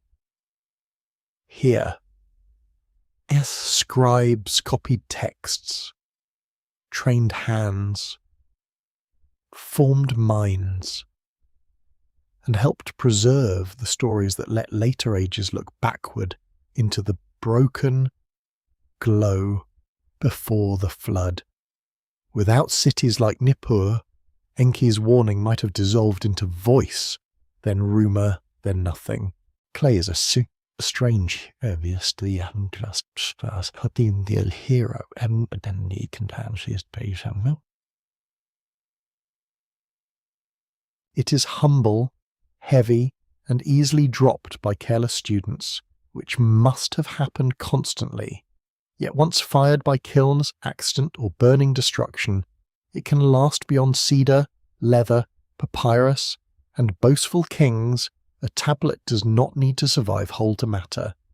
Even a fragment can hold a name, a phrase, a divine argument, or one tiny piece of catastrophe. The past often reaches you not as a book, but as a chipped corner. Excavations at Nippur, by teams connected with the University of Pennsylvania and other major institutions, recovered enormous numbers of cuneiform tablets from scribal and administrative contexts. These finds help scholars reconstruct Sumerian literature, school exercises, hymns, myths, lexical lists, and legal material. Records confirm that Nippur was one of the great intellectual and religious centres of ancient Mesopotamia. Its tablets turned memory into an archive, though the archive itself is damaged, scattered, and forever incomplete. You enter a scribal school in imagination. The room is small, warm, and crowded with concentration. Young students sit near low benches, pressing reed styluses into damp clay. The sound is not loud but persistent, a faint tapping and scratching, like insects organising eternity. A teacher corrects a sign, a student smooths the surface and begins again. The air smells of wet earth, palm fibre, sweat, and lamp smoke. Outside, the temple city moves through its larger rituals, but inside, the world is being copied one wedge at a time. This is where myth becomes discipline. A story does not survive only because it is beautiful. It survives because someone teaches it, copies it, compares it, stores it, and occasionally nags a teenager into spelling the divine name correctly. There is something deeply human about that. The grand mysteries of gods and floods depend, in the end, on tired students with clay under their fingernails. The universe may be cosmic, but homework is undefeated. The tablets beneath Nippur dust show that ancient knowledge was not a single secret text locked away for chosen eyes. It was a culture of copying. Scribes learned old signs, rare words, standard formulas, lists of professions, divine names, city names, animals, stones, plants, and stories. They trained memory by repetition. They preserved tradition by making it slightly boring, which is perhaps the greatest technology any civilization has ever invented. Boredom protects civilization. A myth copied once is fragile. A myth copied in schools becomes durable. It can cross centuries, languages, dynasties, and theological revisions. It can be broken and still return. It can migrate into other texts, wear other names, and appear in later literature with its structure still recognizable. The flood story did not survive as one perfect ancient recording. It survived as a family of versions, each marked by scribal hands and historical change. That is where the encrypted feeling deepens. When a message passes through many copies, it becomes both safer and more altered. A direct memory may vanish when the last witness dies. A copied story may survive, but it may also gather new meanings. The solar fear, the flood terror, the divine warning, the political lesson, the ritual pattern, and the moral question can all settle into the same clay like different layers of silt. Nippur's archive does not give you one clean answer. It gives you sediment. A quirky fringe tidbit sometimes arises around the tablets of Mesopotamia. Certain enthusiasts claim that scribal schools preserve deliberately hidden scientific knowledge from a vanished age, encoded in myth for future recovery. Responsible historians find no proof for such a claim. The tablets show impressive learning, careful tradition, and sophisticated thought, but not a lost technical manual for modern catastrophe theory. Still, the fantasy clings because the scribes really did preserve things they only partly understood from older traditions. That is not nothing. It is just not a spaceship in the basement, which is probably for the best. You hold a fragment in your mind. It fits in the palm. Its edges are broken. The signs are tiny, dense, and angled. Perhaps it carries a line from a myth. Perhaps a school exercise. Perhaps a list of words arranged for learning. The fragment may once have belonged to a larger tablet describing divine decisions, ancient rulers, or the fate of humanity. Now it gives only a glimpse. The missing parts become louder than the surviving ones. This is the pain of ancient history. You know because something remains. You doubt because so much is gone. Between those two feelings, scholarship lives. Between those two feelings, storytelling breathes. A complete tablet might answer one question and close a door. A broken tablet opens a corridor full of shadows. And naturally, everyone starts walking into it with varying degrees of dignity. An open, scholarly debate concerns how much lost Sumerian literature can be reconstructed from later copies and fragmentary manuscripts. Some researchers emphasize the stability of scribal traditions, where standard compositions were repeated with care. Others point to variation, regional transmission, school exercises, and the creativity of copying. Some argue that later Babylonian versions can preserve ancient themes, while others warn against reading them backward too confidently. The debate remains delicate because every fragment is both evidence and absence. You can feel that tension in the dust. Nippur does not hand you the original voice of Enki. It gives you scribal echoes. It gives you the labour of preservation across time. It gives you copied myth, copied order, copied fear. That may seem less thrilling than divine speech, but it is more historically wondrous. A god may speak once in story. A scribe must preserve the speaking again and again through heat, politics, broken shelves, and the general inconvenience of being alive. In the schoolroom, a tablet is set aside to dry. Another is washed smooth for reuse. That detail is almost painful. Clay tablets could be temporary when damp, erased before firing. Their words return to blankness. Imagine how many stories vanished because someone needed the clay for a lesson, a receipt, or a more urgent document. The ancient world was practical. Eternity had to compete with office supplies. Yet some tablets hardened. Some fell into ruins. Some were buried by collapse. Some entered the long sleep under Nippur's mound. Centuries passed above them like weather. Languages shifted. Temples decayed. Empires rose, strutted briefly, and discovered the usual ending. The tablets remained below, packed in silence, waiting for hands from another age to lift them into light. When those hands arrived, the hidden timeline did not return whole, Shuruppak. It returned as a puzzle without its box lid. Scholars sorted fragments by script, language, shape, contents, and parallels. A line from one tablet met a line from another. A divine name appeared in a damaged corner. A flood narrative emerged through comparison. This process is slow, cautious, and not especially glamorous. Yet through it, ancient catastrophe became readable again. The solar layer, if it exists, lies even deeper. It is not written plainly in the surviving lines. It must be approached through symbols, environmental memory, celestial omen culture, and the recurring fusion of water, sky, judgment, and survival. That does not make it certain, it makes it intriguing. The tablets beneath Nippur dust do not prove that Enki encrypted a solar cataclysm. They show something subtler. They show how civilization preserved danger as literature, theology, and scribal tradition. That may be enough, because encryption does not always mean a hidden alphabet. Sometimes it means a memory stored in a form that can survive when its original explanation dies. A chant may outlive the event that created it. A ritual may preserve a fear nobody can name. A myth may carry instructions after the disaster itself has become distant, softened, and sacred. You leave the schoolroom slowly. The lamps burn low. The last student presses a final sign into clay. Perhaps badly. The teacher sighs with the exhaustion of all teachers in all centuries.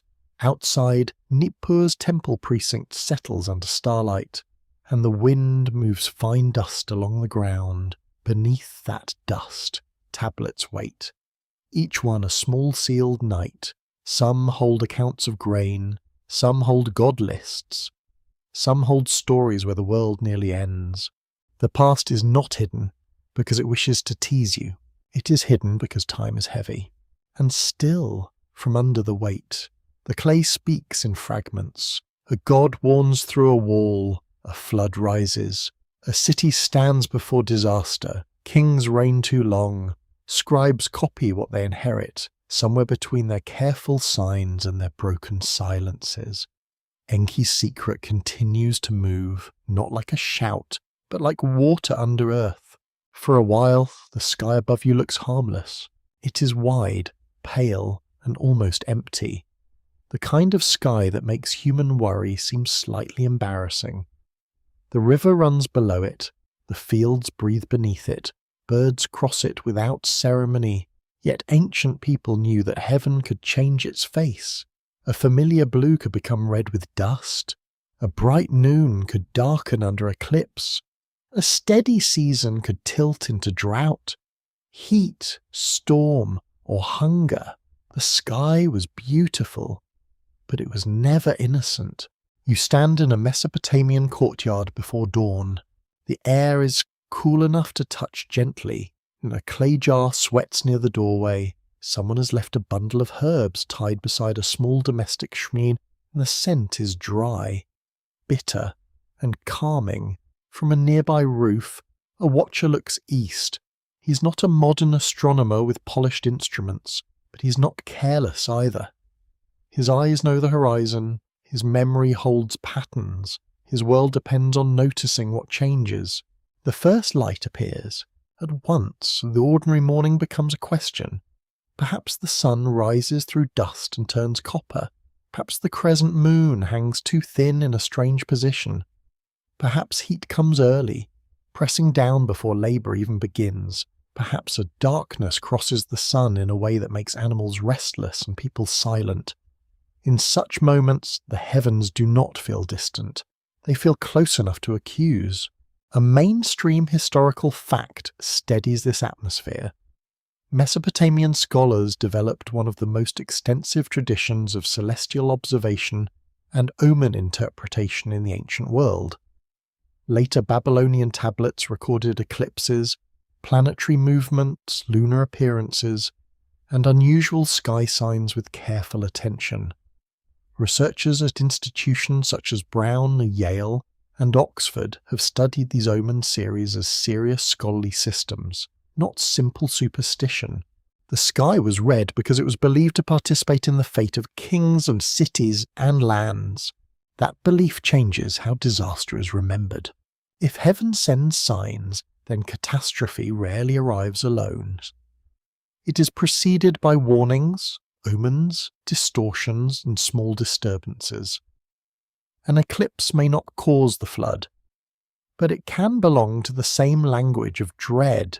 A red sun may not explain hunger, but it can become part of hunger's memory. A summer of unbearable heat may not be divine anger in modern science. Yet to ancient listeners it could feel like judgment pressing through the air. The sky becomes a manuscript. Clouds are lines. Stars are signs. The moon is punctuation. The sun is a seal too bright to look at directly.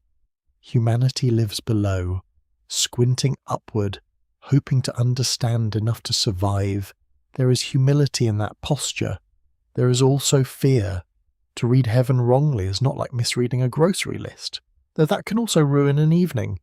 To read heaven wrongly might mean planting too late, ignoring a warning, offending a god, or failing a king. You hear sandals scrape against baked earth.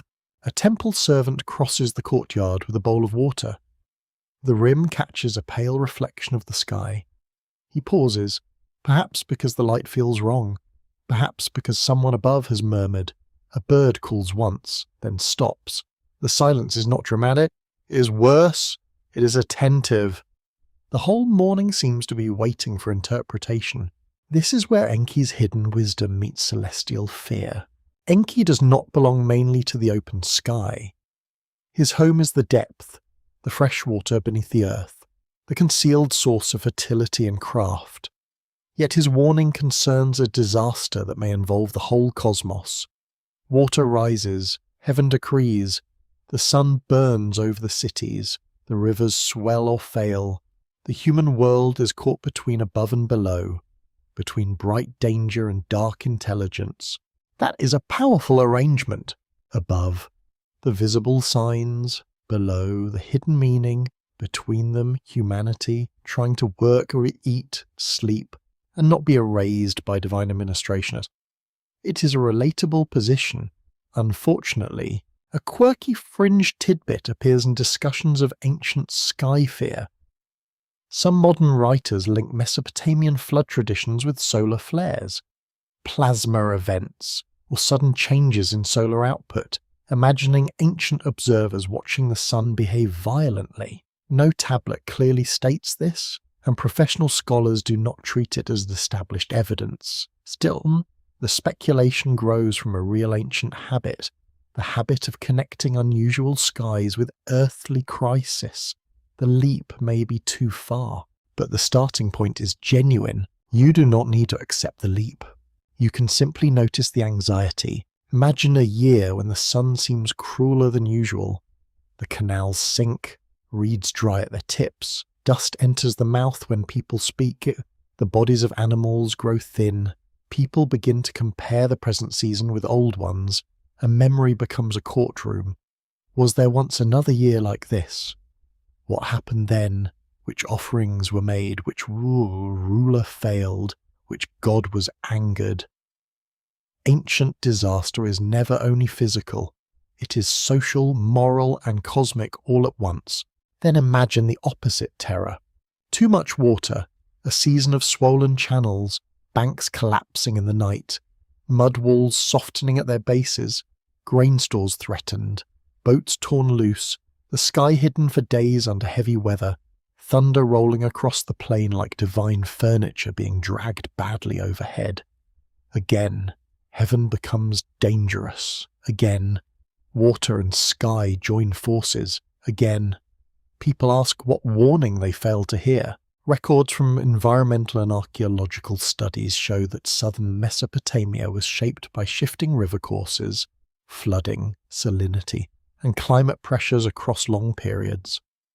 Scholars working through universities and scientific journals have discussed how water management, soil conditions, and regional environmental change affected settlement and agriculture.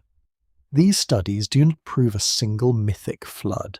They show a landscape where ecological instability was part of life. That is enough to make the myths feel rooted in real anxiety. The ancient sky did not need to destroy the whole earth to terrify a city.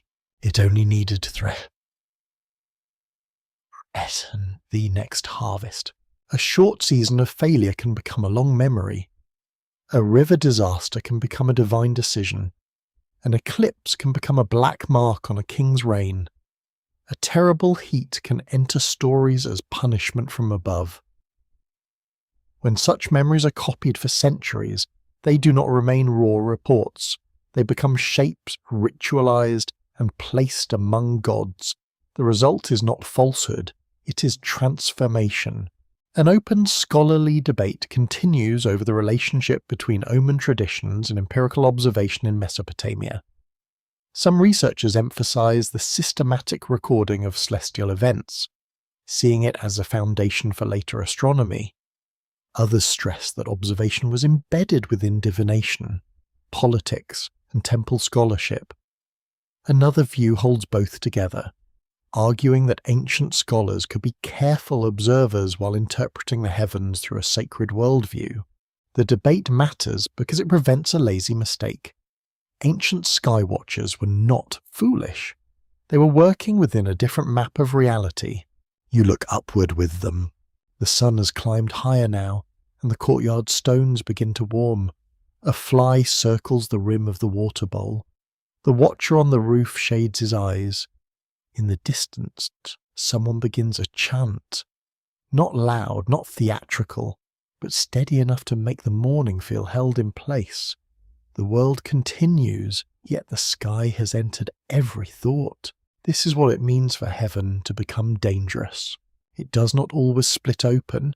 It does not always burn. Sometimes it simply becomes uncertain. The light changes. The season fails. The moon disappears. The sun darkens. The river answers with too much or too little. People then turn to specialists, priests, scribes, elders, and stories, searching for a pattern that will keep fear from becoming chaos. Perhaps Enki's encryption belongs within that search. A plain warning might say water is coming. A deeper warning says the world is a system. Watch the sky. Watch the river. Watch the number. Watch the old stories. Watch what humble materials can become. Watch what power refuses to say openly. The catastrophe may be remembered as flood, but the fear around it is larger. It is the fear that heaven itself can change its behaviour. The afternoon grows hot. You feel it on the back of your neck. The light flattens the fields and turns distant walls pale. Nothing in the scene explains itself completely. That is what makes it ancient. That is what makes it true to human memory. Disaster comes through weather, politics, hunger, water, and sky. And afterward people gather the pieces into meaning. Above you, the sun remains bright and silent. Below, unseen waters move in darkness. Between them, the old world listens for signs, and Enki's hidden wisdom waits beneath the noise of ordinary day. Your attention turns from the bright sky to the quieter power of counting. Numbers sit in ancient Mesopotamia with a calm face, but they are never innocent.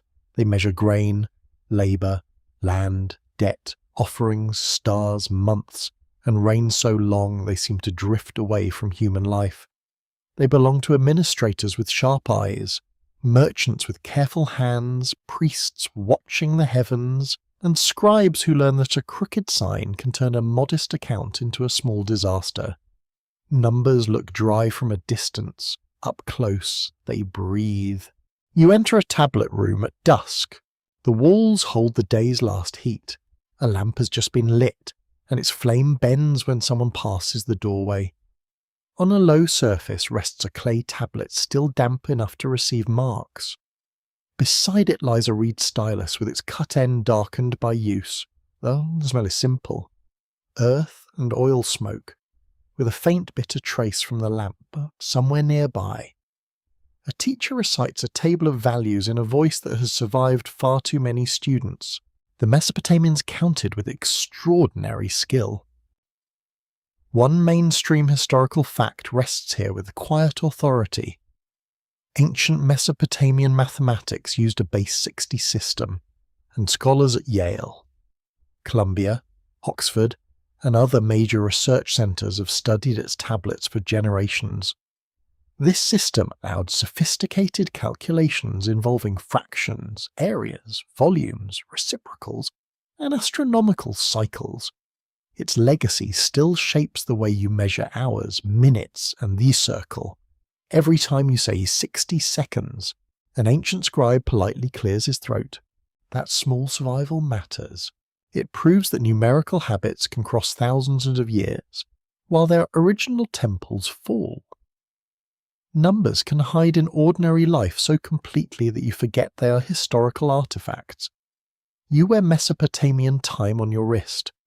You live inside an ancient counting system whenever you watch a clock at night, waiting for sleep to arrive with the punctuality it rarely respects. Now imagine the same numerical mind facing catastrophe. A flood is overwhelming when it arrives as water, but before it arrives, it may appear as pattern. River levels, canal repairs, moon phases, heat, grain stores, the timing of festivals, the unusual behaviour of animals, the repeated memory of earlier disasters. A culture trained to count would not experience danger, only as panic. It would try to arrange danger into cycles, ratios, lists, and signs. That is not cold thinking. It is survival thinking. The hidden mathematics of warning may not be a secret formula carved behind a temple wall. It may be the deeper habit of turning fear into pattern.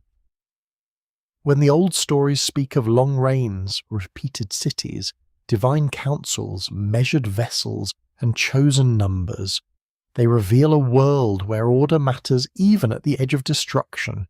Catastrophe is terrifying, partly because it breaks measure, so the story restores measure. It counts the kings, it names the cities, it gives instructions. It shapes the boat. The vessel itself belongs to number in flood traditions. The boat is not merely described as large. It is measured. Length, width, height, decks, compartments, or proportions appear in different versions across the ancient Near East. Scholars debate the meanings of these details, but the impulse is unmistakable. The Ark is not a vague rescue dream. It is planned space. It turns chaos outside into order inside. It is geometry floating through ruin. You can picture the survivor listening as dimensions become destiny. The numbers are not decorative. They tell him how to make a world small enough to preserve. Every measure is a boundary against dissolution. Too small, and life cannot fit. Too weak, and the waters enter. Too careless, and the vessel becomes a funeral with better carpentry. Enki's warning therefore passes through mathematics as much as language. A quirky fringe tidbit appears here, always eager and slightly overdressed. Some modern enthusiasts claim that Sumerian numbers encode advanced astronomical disasters, hidden solar cycles, or lost predictions of a recurring cataclysm. Mainstream researchers do not accept these claims as proven, yet the fascination arises from something real. Mesopotamian scribes did use numbers symbolically, ritually, administratively, and astronomically. The culture did not treat counting as trivial. It treated counting as one way the universe could be made legible. There is the real wonder. Not that every number hides a modern secret. That would be too easy. And ancient people were rarely so convenient. The wonder is that numbers allowed fragile humans to negotiate with vastness. How many days until the offering? How much barley remains? How high is the water? How many workers can clear the canal? How long has kingship rested in this city? How often does the moon darken? How many animals can the vessel hold? Counting turns helplessness into action. Your fingers brush the edge of a school tablet when numerical exercises march in orderly rows. A student has pressed wedges with imperfect confidence. Some signs tilt. One line is cramped, because apparently ancient students also discovered too late that space runs out. The teacher may have corrected it with the ancient equivalent of a sigh. Yet that awkward tablet belongs to a civilization that could calculate areas of fields, distribute rations, and watch cycles in the sky. The same scribal world preserved myth. That connection matters. The people copying divine stories were also trained in lists, tables, and structured knowledge. They understood repetition. They understood sequence. They understood that memory survives better when arranged. A story of catastrophe becomes more durable when it contains order inside itself. 5 cities, long reigns, divine assembly, warning, construction, preservation, flood, release, sacrifice, renewed life. Pattern is the raft beneath narrative. An open scholarly debate concerns how symbolic numbers worked in Mesopotamian literature and religion. Some researchers emphasize mathematical convention and scribal training, showing how numerical values reflect education and calculation. Others explore sacred numerology, where certain numbers carry associations with gods, cosmic order, or completeness. Still others warn that modern interpreters sometimes overread patterns that ancient audiences may have treated more flexibly. The debate remains useful because it keeps mystery from becoming laziness. You remain in the tablet room as the lamp grows steady. The scribe begins to mark a new tablet, and the signs appear one by one. He does not know that volumes of years later strangers will bend over photographs of such marks, searching for lost worlds. He is concerned with the work in front of him. A number must be right. A line must be copied. A traditional sequence must remain intact. That is how hidden systems survive, not through drama, but through repetition under a small flame. The idea of a solar cataclysm becomes softer here, less like a single explosion and more like a feared cycle. Ancient observers watched the heavens for occurrence. The sun's daily return was stability itself, but its changes mattered. The path of the moon, the timing of eclipses, the behavior of Venus, the turning of seasons, and the arrival of river waters all invited calculation. If disaster had a rhythm, perhaps it could be anticipated. If it had signs, perhaps it could be survived. Perhaps that word belongs to every ancient warning. Perhaps the numbers in these stories preserve sacred order rather than disaster. Perhaps they encode cosmic time, royal legitimacy, and scribal elegance. Perhaps later readers have seen secrets where ancient scribes saw tradition. Yet it remains possible that structured numbers helped carry the emotional memory of crisis. A civilization that feared chaos would naturally wrap its oldest disasters in measure. The room darkens beyond the lamp.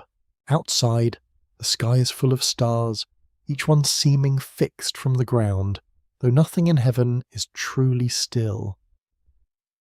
The canals reflect small trembling lights somewhere in the city.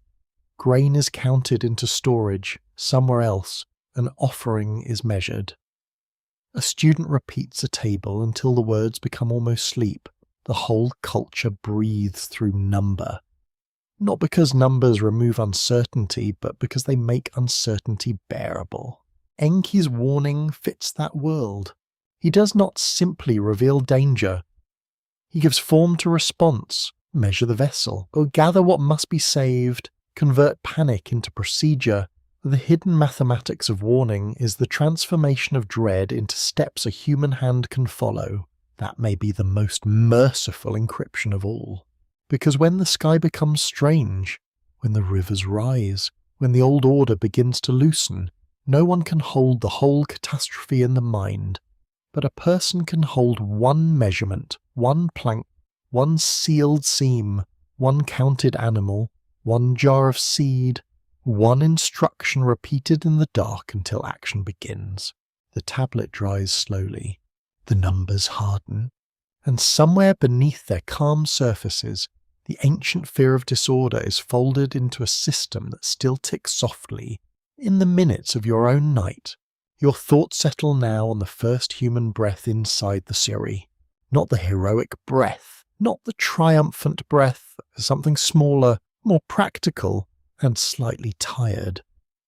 In the old Mesopotamian imagination, humanity does not enter the world crowned with glory and congratulated by polite angels. Humanity enters because the gods have work to avoid. Irrigation channels need clearing. Food must be prepared. Temples require offerings. The world, apparently still, has chores. Naturally, someone must be created to handle them. It is not a flattering beginning, yet it is deeply revealing. In the Atrahasis tradition, the lesser gods grow weary from labour and protest their burden. Thought. The solution is the creation of human beings, forming to take over work and maintain the divine order through service. Scholars at Yale, Oxford, and the University of Chicago have studied these creation traditions as expressions of ancient Mesopotamian social life, temple economy, and religious imagination. Records confirm that these myths connect human existence with labor, ritual obligation, and the maintenance of cosmic balance. You stand beside a canal before sunrise. The mud is cold around your ankles. The reed baskets are stacked nearby, damp and waiting.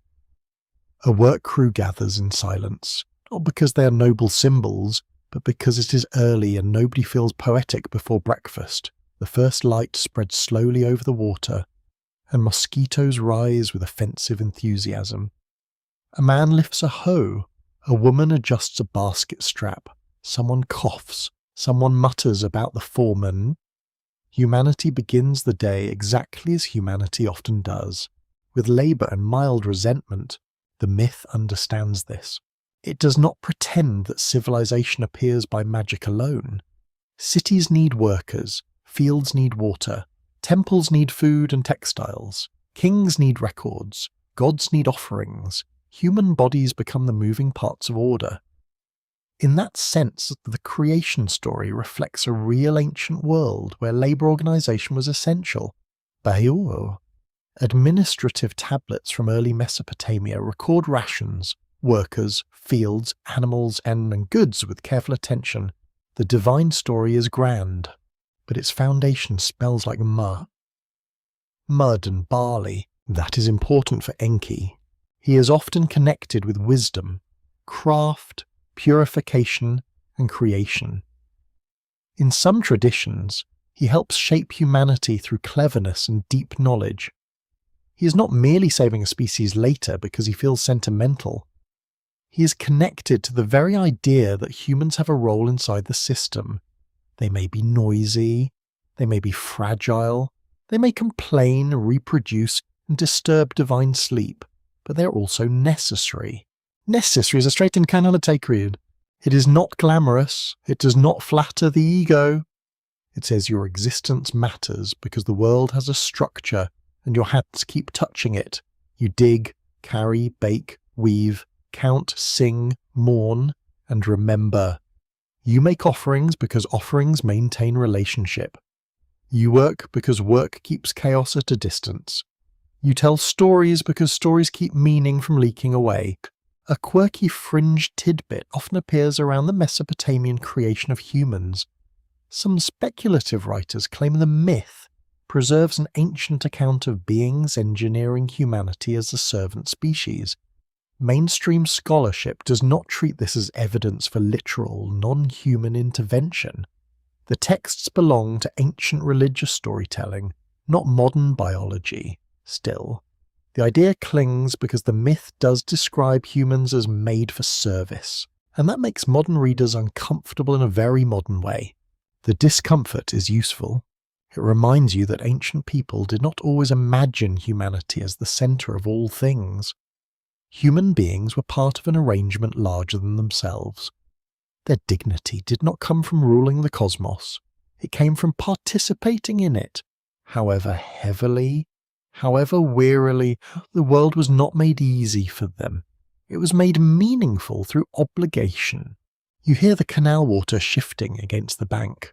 The labourers begin their work. Mud is cut, lifted, carried, and piled. A boy stumbles with a basket too large for him. An older worker steadies him without ceremony. No one gives a speech. The sun rises higher. Soon heat will press down on their shoulders, and the morning cool will become a memory. This is the human role in its plainest form, to carry what must be carried before the world collapses into neglect.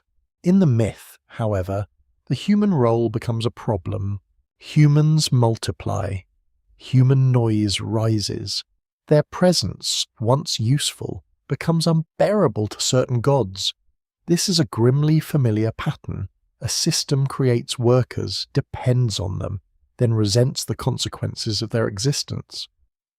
Mesopotamian myth was written long before modern labour departments, but honestly, the divine management style already feels recognisable. Very old problem, very poor meeting culture. Here the hidden catastrophe gains a social dimension. If humans are created to carry burden, then the flood is not only natural disaster, it is a crisis in the relationship between creators and created. The world has become too loud, too crowded, too difficult to manage. The gods consider erasure. Enki resists complete loss. His warning protects not merely biological life, but the labouring memory that keeps the world ordered. An open scholarly debate surrounds how to interpret the creation of humans in Mesopotamian myth. Some researchers see it as a reflection of temple labour systems and social hierarchy. Others emphasise theological concerns about mortality, divine needs, and the separation between gods and humans. Another line of interpretation studies the story as a meditation on noise, population, and the limits of authority. The debate continues because the myth is practical and philosophical at once, so it asks why humans exist, then answers with a basket of mud. That answer is oddly gentle, so if heard at night, you are not told that humans are pure accidents. You are not told that humans are flawless rulers of creation. You are told that humans are made from earth, blood, divine intention, and need. Their bodies belong to the ground. Their breath belongs to a mystery. Their purpose is service, but their survival becomes precious enough for Enki to risk clever disobedience. That contradiction is where the story becomes human. You walk through a settlement waking into work. A woman grinds grain with steady pressure. The stone makes a low circular sound. A potter turns clay between wet hands. A reed cutter ties bundles near the marsh. A scribe moistens a tablet and prepares to record rations. A shepherd opens a pen while animals shuffle into the pale light. Each task is ordinary. Each task also resists chaos. Without them, hunger enters. Without them, temples fall silent. Without them, memory thins. Perhaps this is what Enki understands. Humans are flawed, noisy, and inconvenient, yet they're also carriers. They carry water, grain, tools, infants, songs, names, and fear. They carry instructions from one generation into another. They carry stories of disaster long after the disaster has lost its original face. A god of hidden wisdom would know that preservation requires such carriers. Clay tablets can survive, but only after hands make them. Temples can stand, but only after backs raise them. Myths can sleep in libraries, but only after voices repeat them. Humanity is the archive that breathes. This makes the possible solar cataclysm feel less like a spectacle and more like a burden inherited by bodies. If the sky once threatened the world, humans would remember it through work. They would change planting habits, rituals, calendars, offerings, and warnings. They would teach children what signs to notice. They would not call it solar radiation or atmospheric disturbance. They would say, heaven grew angry. They would say the gods sent destruction. They would say Enki found a way to save life because someone had to keep the world moving. The canal glitters under the rising sun. The workers pause to drink. Their faces are lined with clay, sweat, and concentration. They are not symbols to themselves. They are tired people in a demanding landscape. Yet in the ancient story, people like them become the reason wisdom cannot remain sitant. If humanity was made for burden, then humanity also becomes burdened with memory. To be human is to carry what the gods, the dead, and the earth have placed into your hands. That is not a small purpose. It may not be comforting in the usual way, but it has weight. You exist inside a chain of tasks and remembrances. You receive warnings from walls, tablets, seasons, elders, and skies. You do not understand all of them. Still, you keep going. You build, you gather, you teach, but you sleep when you can. The day brightens. The canal work continues, somewhere deep beneath the surface of myth. Enki watches the creatures made for labour become something more fragile and more valuable than servants. They become witnesses, They become the ones who can carry an encrypted warning across the broken edge of the world. The sound begins softly, almost kindly, like a city turning in its sleep. A door closes, a baby cries, donkey objects to existence with great sincerity. Grainstones grind in courtyards, reed pipes call from distant rooms, and workers answer one another across canals before the heat grows cruel. Nothing here seems wicked. Nothing seems worthy of divine punishment. It is only life becoming audible. Yet in the old story, this ordinary human noise rises into heaven until patience breaks. You stand beneath the fading stars, and the settlement wakes around you. Smoke lifts from hearths and thin grey threads, the smell of barley cakes, damp clay, animal pens, and morning water drifts through the streets. Sandals scrape against packed earth. Someone laughs too early and too loudly. A mother hushes a child. A man curses a cracked jar, which is fair because cracked jars rarely apologise. The world is not chaotic yet. It is merely populated. That's enough. In the Atrahasis epic, the growing noise of humanity disturbs the god Enlil, whose authority is associated with air, command, and the ordering force of the divine assembly. Scholars at Oxford, Yale, and the University of Chicago have examined this motif as more than a complaint about sound. It reflects anxiety about population, labour, divine hierarchy, and the instability that arises when a created system expands beyond control. Records confirm that the epic portrays several attempts to reduce humanity before the final flood decision. This is a chilling idea. The flood is not the first response. The story imagines plague, drought, and famine as earlier pressures against human multiplication. Disaster arrives in stages, each one a tightening cord around the human world. The people do not understand the full debate above them. They only experience hunger, sickness, failed fields, and fear. The divine council speaks in decisions. Humans receive those decisions as bodies. Enlil's anger is not simple villainy. That would be easier and much less interesting. He represents order offended by excess, authority disturbed by what its author has ordained, command facing the consequences of creation. Humanity was made to carry burdens, but now humanity has become a burden. Its noise is more than volume. It is presence. It is growth. It is the refusal of living things to remain conveniently small. You may sense the discomfort in that. Every organised world fears what it depends on. Cities need workers, then fear crowds. Temples need offerings, then fear disorder. Kings need subjects, then fear rebellion. Gods need service, then fear noise. The myth turns this social truth into divine drama. Enlil hears the human world and does not hear music. He hears disturbance. The settlement grows brighter. Children run between houses with the lawless energy of children everywhere, because apparently no civilization has solved that problem. Women carry water jars, balancing weight with practiced elegance. Men gather near storage rooms for assigned labour. A scribe begins noting rations, his stylus pressing into damp clay with a rhythm as dry as authority itself. The day becomes a woven mat of voices, tasks, and demands. To Enki, that sound may be life. To Enlil, it is too much. The conflict between them is one of the great tensions of the flood tradition. Enki understands humans as fragile, useful, and capable of relationship. Enlil sees expansion, disorder, and unbearable disturbance. Neither view is entirely ridiculous within the mythic world, but that is what makes the story unsettling. Catastrophe does not emerge from pure madness.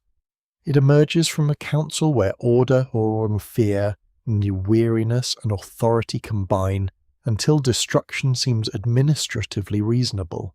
That phrase should trouble you. Administratively reasonable destruction. Ancient myth often understands danger in political terms. The universe has rulers. Rulers hold meetings. Meetings produce decrees, decrees become famine, flood, or survival, depending on who speaks and who listens. In this way, the divine world resembles the human institutions that ancient people knew well. Power is distant, decisions are opaque, and ordinary households discover policy when it arrives as suffering. A quirky fringe tidbit follows Enlil's anger through modern imagination. Some speculative readers interpret the divine complaint about human noise as a distorted memory of environmental overload. Perhaps too many settlements, too much irrigation strain, or ecological imbalance before a major collapse. Mainstream scholars are cautious with this idea, since myth cannot be treated as a simple demographic report. Still, the connection is tempting because the text does describe a system under pressure. The gods themselves appear unable to tolerate the consequences of human increase. The noise grows. It rises from courtyards, fields, canals, workshops, and sleeping rooms now fully awake. Yet if you listen closely, it is not only sound, it is need. Every voice means hunger, thirst, obligation, debt, love, rivalry, grief, and hope. A quiet world may look orderly to those above it, but a living world always has volume. The myth asks whether creation can bear the noise of its own success. Enlil decides it cannot. The earlier punishments in the Atrahasis tradition deepen the moral unease. When sickness comes, Enki teaches humans how to respond through ritual redirection. When drought and famine threaten, he again provides guidance. Each time, human survival depends on hidden wisdom, slipping past destructive decree. Enki does not merely save humanity once. He repeatedly interrupts annihilation through knowledge, timing, and careful instruction. This makes him a guardian of continuity. Not comfort, continuity. An open scholarly debate concerns the meaning of divine noise in ancient Mesopotamian literature. Some researchers read it as a metaphor for population growth and social complexity.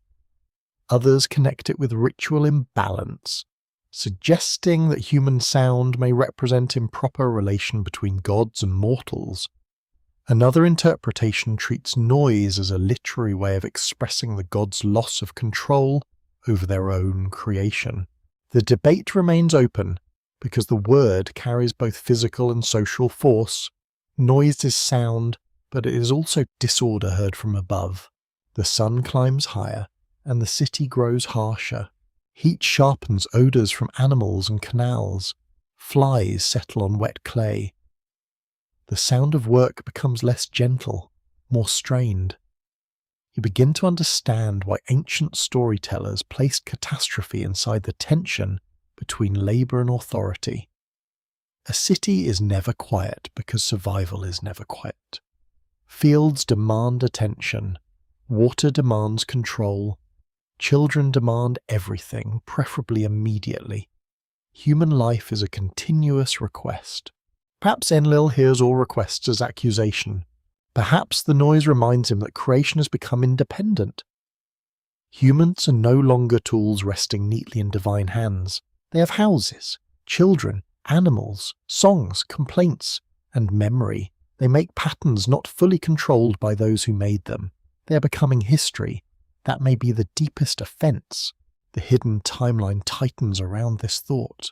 First, humanity is made for burden. Then humanity grows beyond the expected burden. Then the divine system turns against its own creation. Then Enki must hide wisdom inside permissible speech. The catastrophe is not only water, and perhaps not only sky. It is a system deciding that too much life has become a problem. That is very old. It is also not entirely gone. You feel the city breathing around you, loud and vulnerable. No one below can hear the council above. No one knows their daily voices have entered a divine complaint. That is the terrible loneliness of the myth. Human beings are judged for being what they were made to be. Workers work, families grow, cities murmur, the gods call it noise. Yet Enki listens differently. He hears not an irritation, but a future. He hears the rations counted, the children named, the canals cleared, the stories repeated, the hands that will someday copy the warning. He hears the living archive of the world. If Enlil's anger rises through the air, Enki's mercy gathers in depth, slower and harder to detect. The day dims toward evening. After so much sound, the settlement begins to soften again. Grainstones slow. Animals settle. The last calls fade near the canals. A tired worker washes mud from his arms, and the water carries the day away in brown ribbons. Above, the sky becomes immense and unreadable. Below, the houses glow with low lamps. The noise has not ended. It has only changed into breathing. Perhaps this is why the story refuses to leave you. It makes ordinary life feel both sacred and exposed. It suggests that what some powers call disturbance may be the very sound of the world continuing. Enlil's anger gathers like weather over the human plain, but Enki's hidden wisdom moves beneath it, patient and exact, and in that tension, the flood becomes almost inevitable. Not because humans are evil, but because they are alive too loudly for the order that created them. Your mind comes to rest beside the unfinished vessel, where survival smells of pitch. It is a heavy smell, dark and sharp, seen to the air near the work site. Bitumen warms in a container, thick as night, ready to be spread along seams where water might search for weakness. Reeds lie bundled in stacks, timber waits under cloth, rope coils like sleeping snakes on the ground. The house has begun to lose its shape, and the boat has not fully found its own. For a little while, everything is between identities. That is where the arc begins. Not in triumph, not with music, with dismantling, with confusion, with neighbours wondering why a man has decided that roofs are optional and walls are apparently negotiable. You see workers moving in the amber light, their bodies bent under loads, their hands darkened by pitch. The task is urgent, but it is not graceful. Sacred preservation still requires splinters, sore backs, bad measurements, and someone asking where the rope went. The ark is often imagined as a floating container of animals. That is true, but incomplete. In Mesopotamian flood tradition, the vessel carries more than bodies. It carries continuity. It preserves seed, craft, memory, household order, animal life, and the possibility that language will continue after devastation. Scholars at institutions such as Yale, Oxford, and the University of Pennsylvania have studied ancient flood accounts as part of a broader literary tradition where the rescued boat becomes a miniature world. Records confirm that the flood survivor preserves life through deliberate preparation, not passive rescue. Preparation is the sacred act. The vessel is not merely an escape tool, it is a memory machine, a design chamber where fragments of the living world are gathered before the larger world dissolves. Every jar placed inside becomes a sentence in the future. Every animal tethered in the dark becomes a promise that mornings may return. Every skilled hand helping with construction becomes part of a hidden archive that does not look like a library. You step closer. The hull rises before you like a strange dark hill. Its surface is rough where reeds and planks meet, then glossy where bitumen has been spread.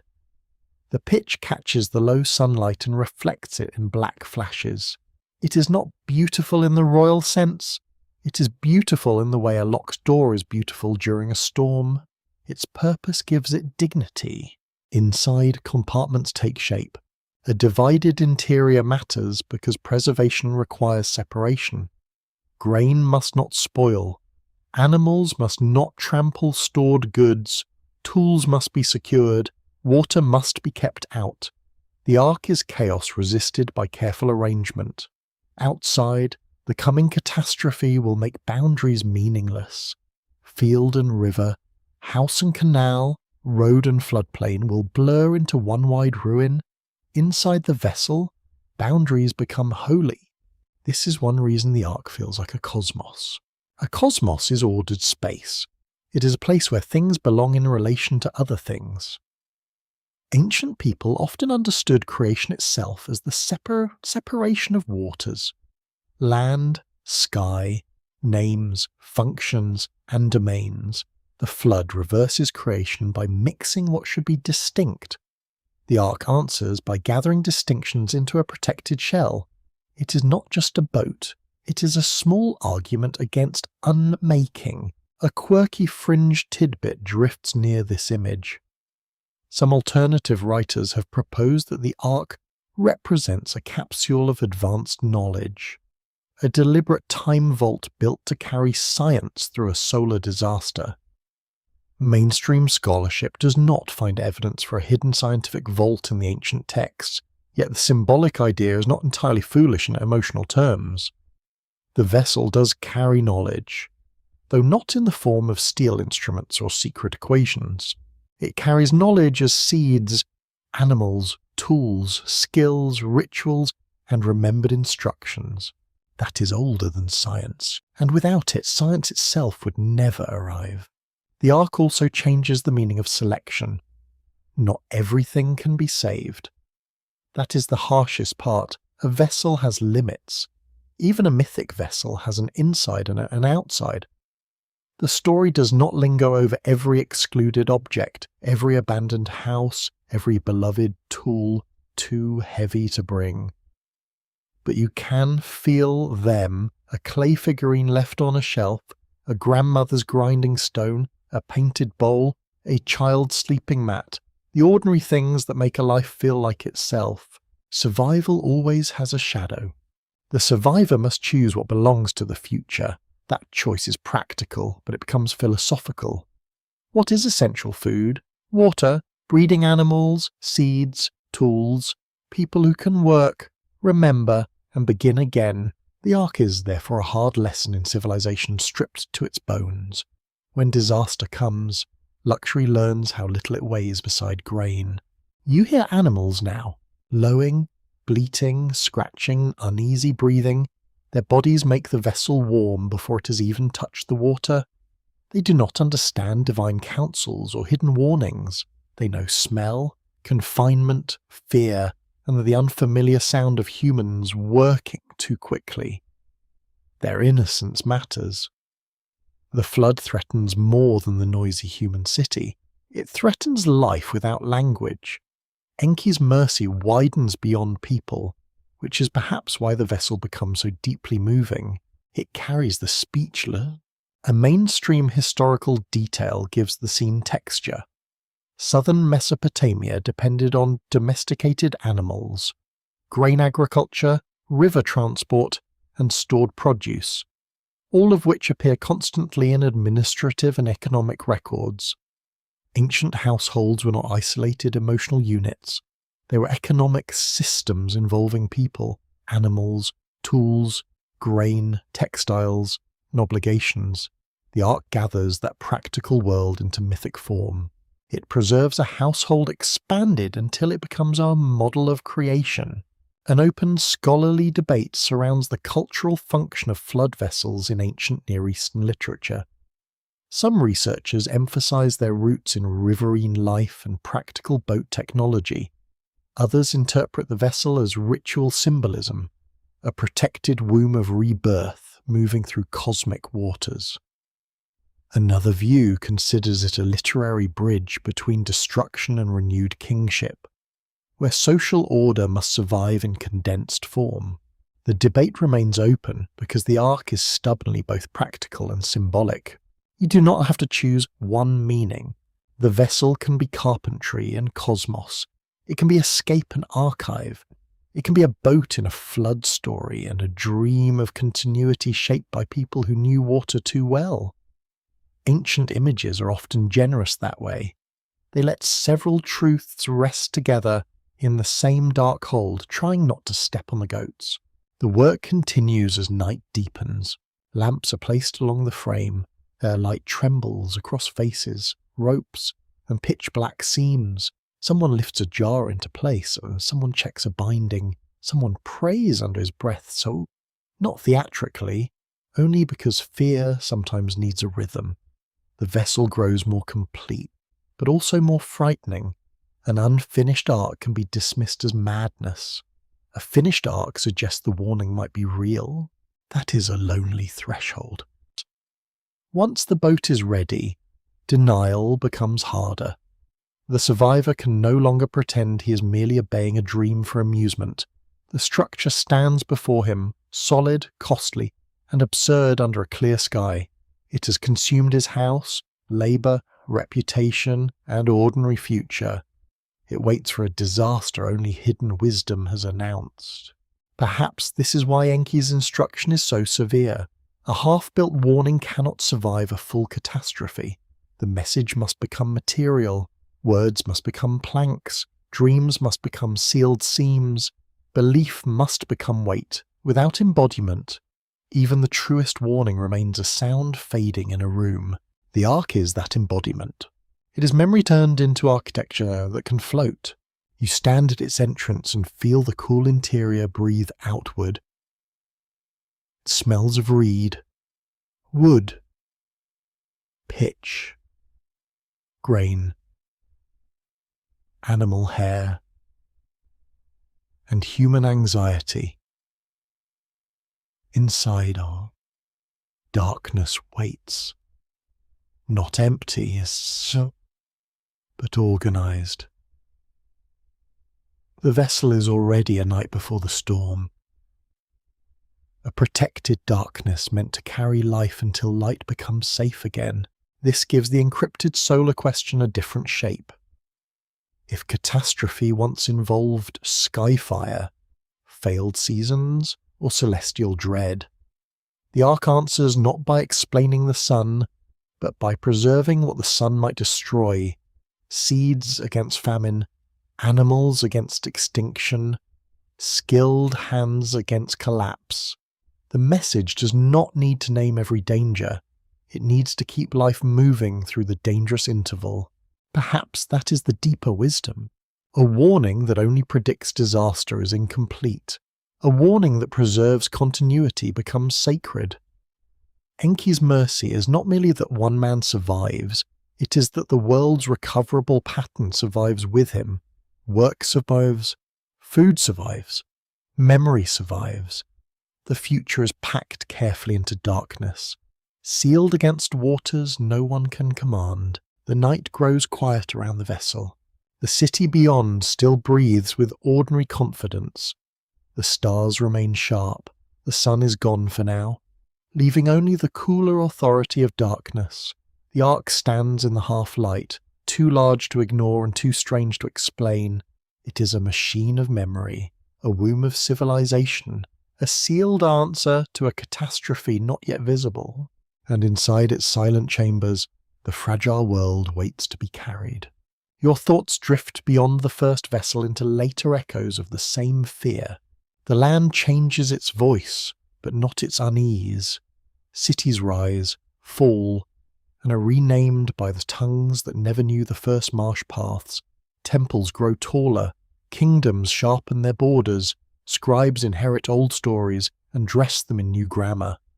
Yet the memory of world-ending danger keeps returning, sometimes as water, sometimes as fire, sometimes as darkness, sometimes as judgment descending through a sky that no longer feels safely distant. The old pattern refuses burial. You stand now in a wider Near Eastern night, where stories move between peoples like smoke through reed screens. The flood is still there, but it no longer travels alone.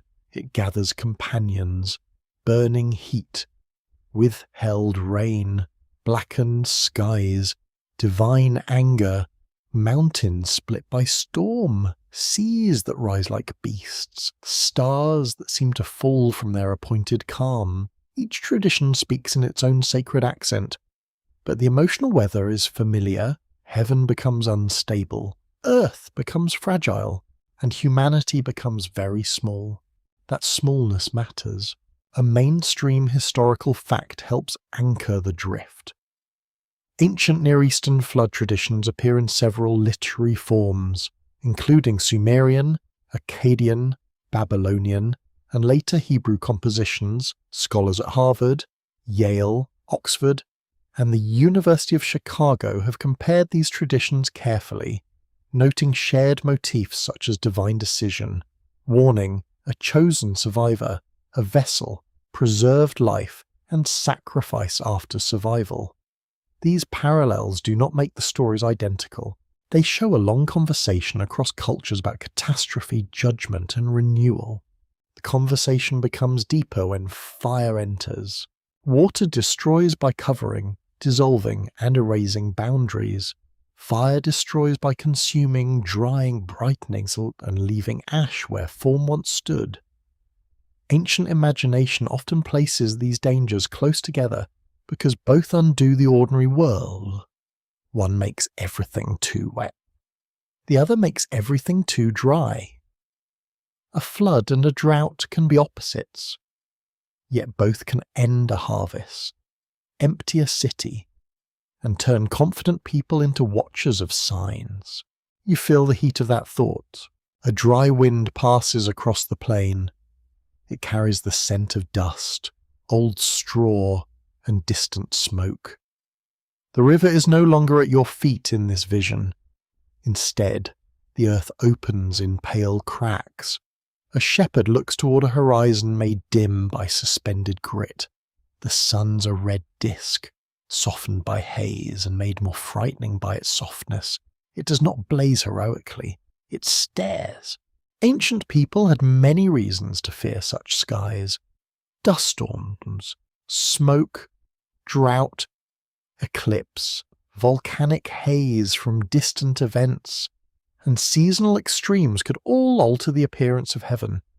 The ancients did not need a modern solar vocabulary to know that light itself could become strange. When the sun looked wrong, the world felt wrong. And when the world felt wrong, stories looked for older shapes that could hold the fear. Here, the flood tradition begins to overlap with solar dread. Not because a tablet clearly declares a solar cataclysm, it does not. The overlap is symbolic, atmospheric, and human. A people who remember water as world-ending may use the same moral language when heat or darkness threatens them. A sky that burns, a sky that blackens, a sky that withholds rain, and a sky that releases destructive waters can all belong to the same sacred grammar. The gods speak through extremes. A quirky fringe tidbit appears in this territory, like a traveller with too many maps. Some modern writers connect worldwide flood and fire myths to ancient solar disasters, imagining that all such stories preserve one forgotten celestial event. Mainstream scholarship is far more cautious, since similar human fears can produce similar mythic forms without a single shared cause. Still, the speculation points toward a real pattern. Across cultures, catastrophe is often remembered through elemental reversal, when water, fire, darkness, or light breaks its proper boundary. Boundary is the key. A healthy river stays mostly in its course. A useful fire stays on the hearth. The sun rises, warms, and departs. Darkness comes at the appointed hour. Disaster begins when these agreements fail. Water invades the house, fire leaves the altar, light disappears at noon, heat arrives without mercy. Ancient myth turns broken boundary into divine drama, because divine drama gives moral shape to terror. You hear a later scribe reciting by lamplight. His voice is lower than the wind outside. He copies a tradition inherited through layers of language, shaping an old disaster for a new audience. He may not know every source feeding his story.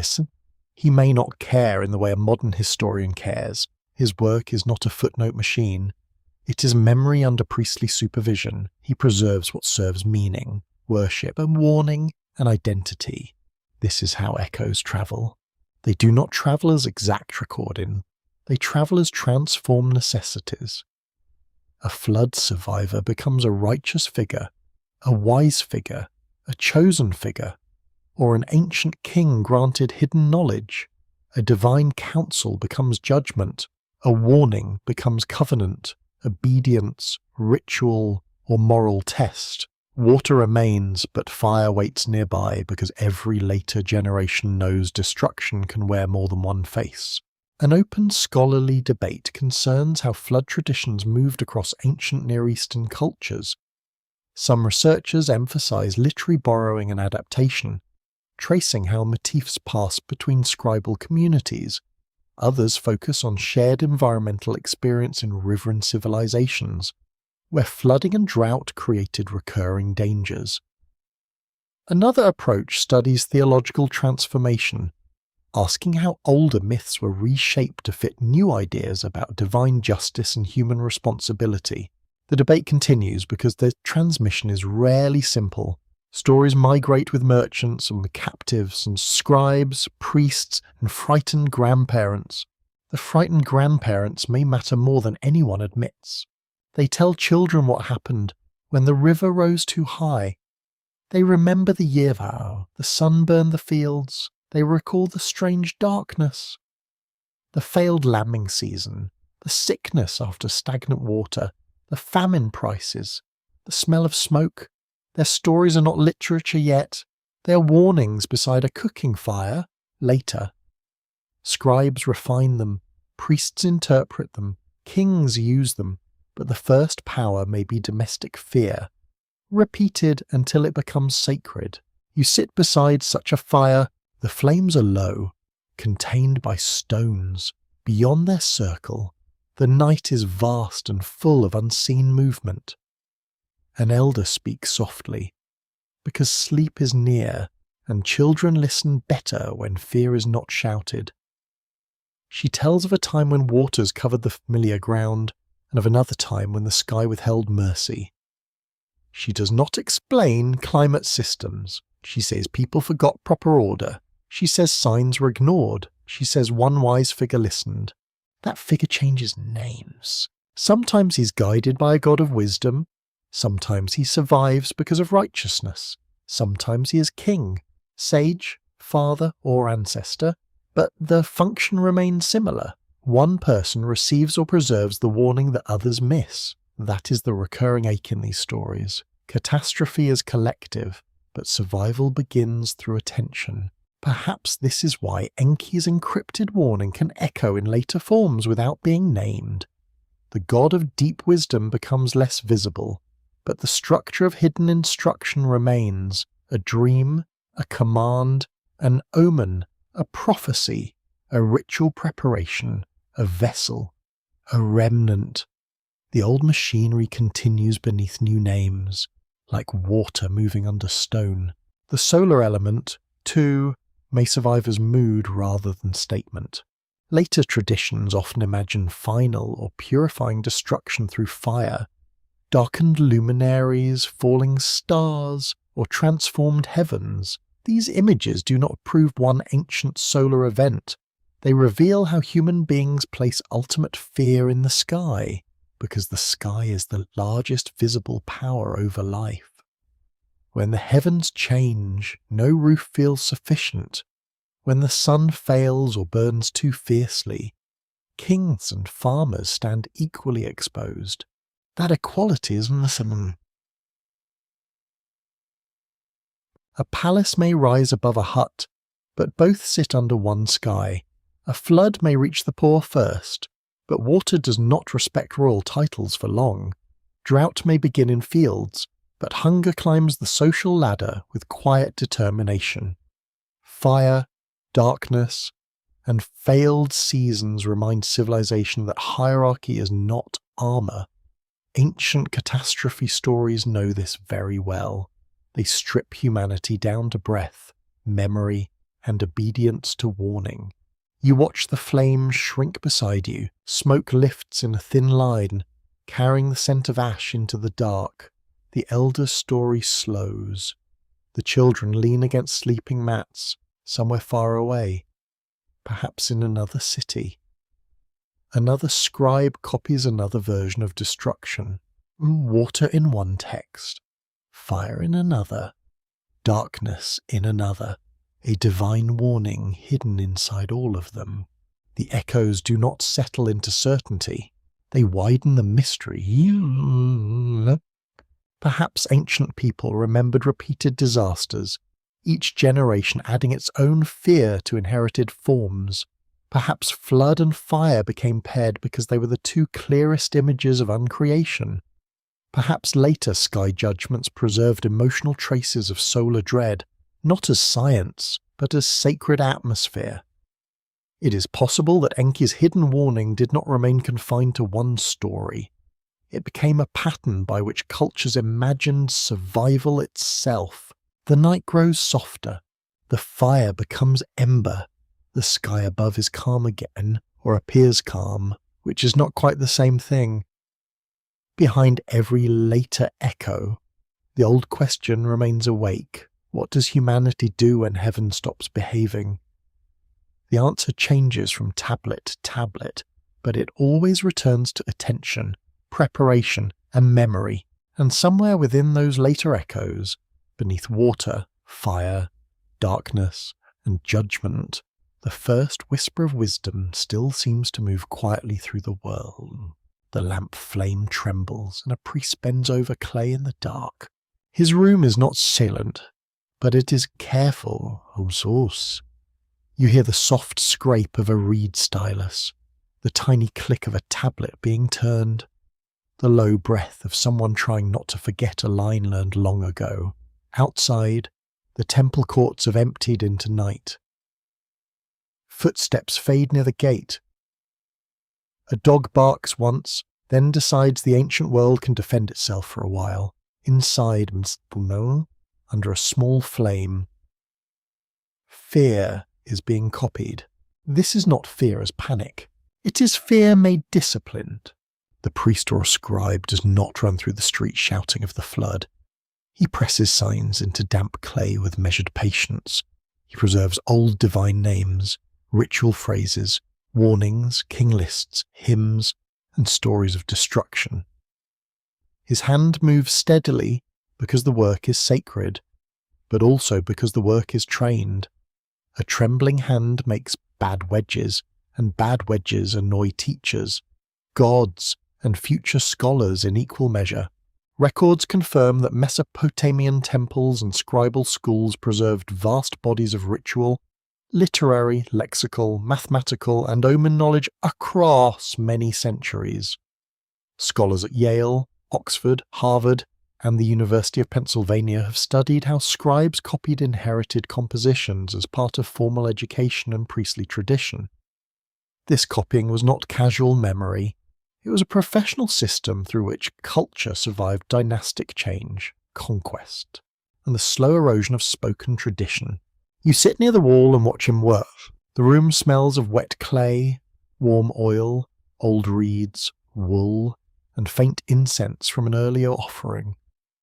Shelves hold tablets in different states of life. Some are damp and vulnerable, some are dry, some are broken, some are wrapped or stacked like sleeping thoughts.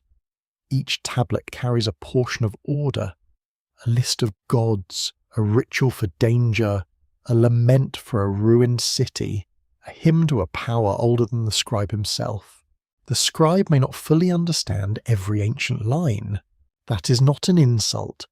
It is the nature of inheritance. People preserve words whose first urgency has faded. They repeat ceremonies shaped by fears no one can name clearly anymore. They copy phrases because the tradition says they matter, because teachers insisted, because temples require continuity, because the dead have long fingers. Meaning changes, but reverence keeps the vessel sealed. This is where the hidden warning becomes especially subtle. A catastrophe once experienced as raw terror can become liturgy. A warning once practical can become sacred formula. A memory of dangerous skies, floods, heat, famine, or divine wrath can be pressed into ceremonial language until future generations treat it as ancient wisdom rather than remembered emergency. The emergency cools, the form remains. That is one way Enki's encryption could survive without anyone holding the original key. The priest copies fear as order. He takes the vast disorder of catastrophe and places it into lines. Line after line, tablet after tablet. The act feels almost defiant. Water can wash away fields, fire can burn reed houses, kings can fail, but a trained hand can set down the memory again, making disaster smaller than the tablet, at least for one night. That is not victory over death. It is a respectable inconvenience to oblivion. A quirky fringe tidbit enters softly from the feared doorway. Some modern occult and alternative traditions have imagined Mesopotamian priests as guardians of secret catastrophe codes, preserving forbidden knowledge about cycles of destruction.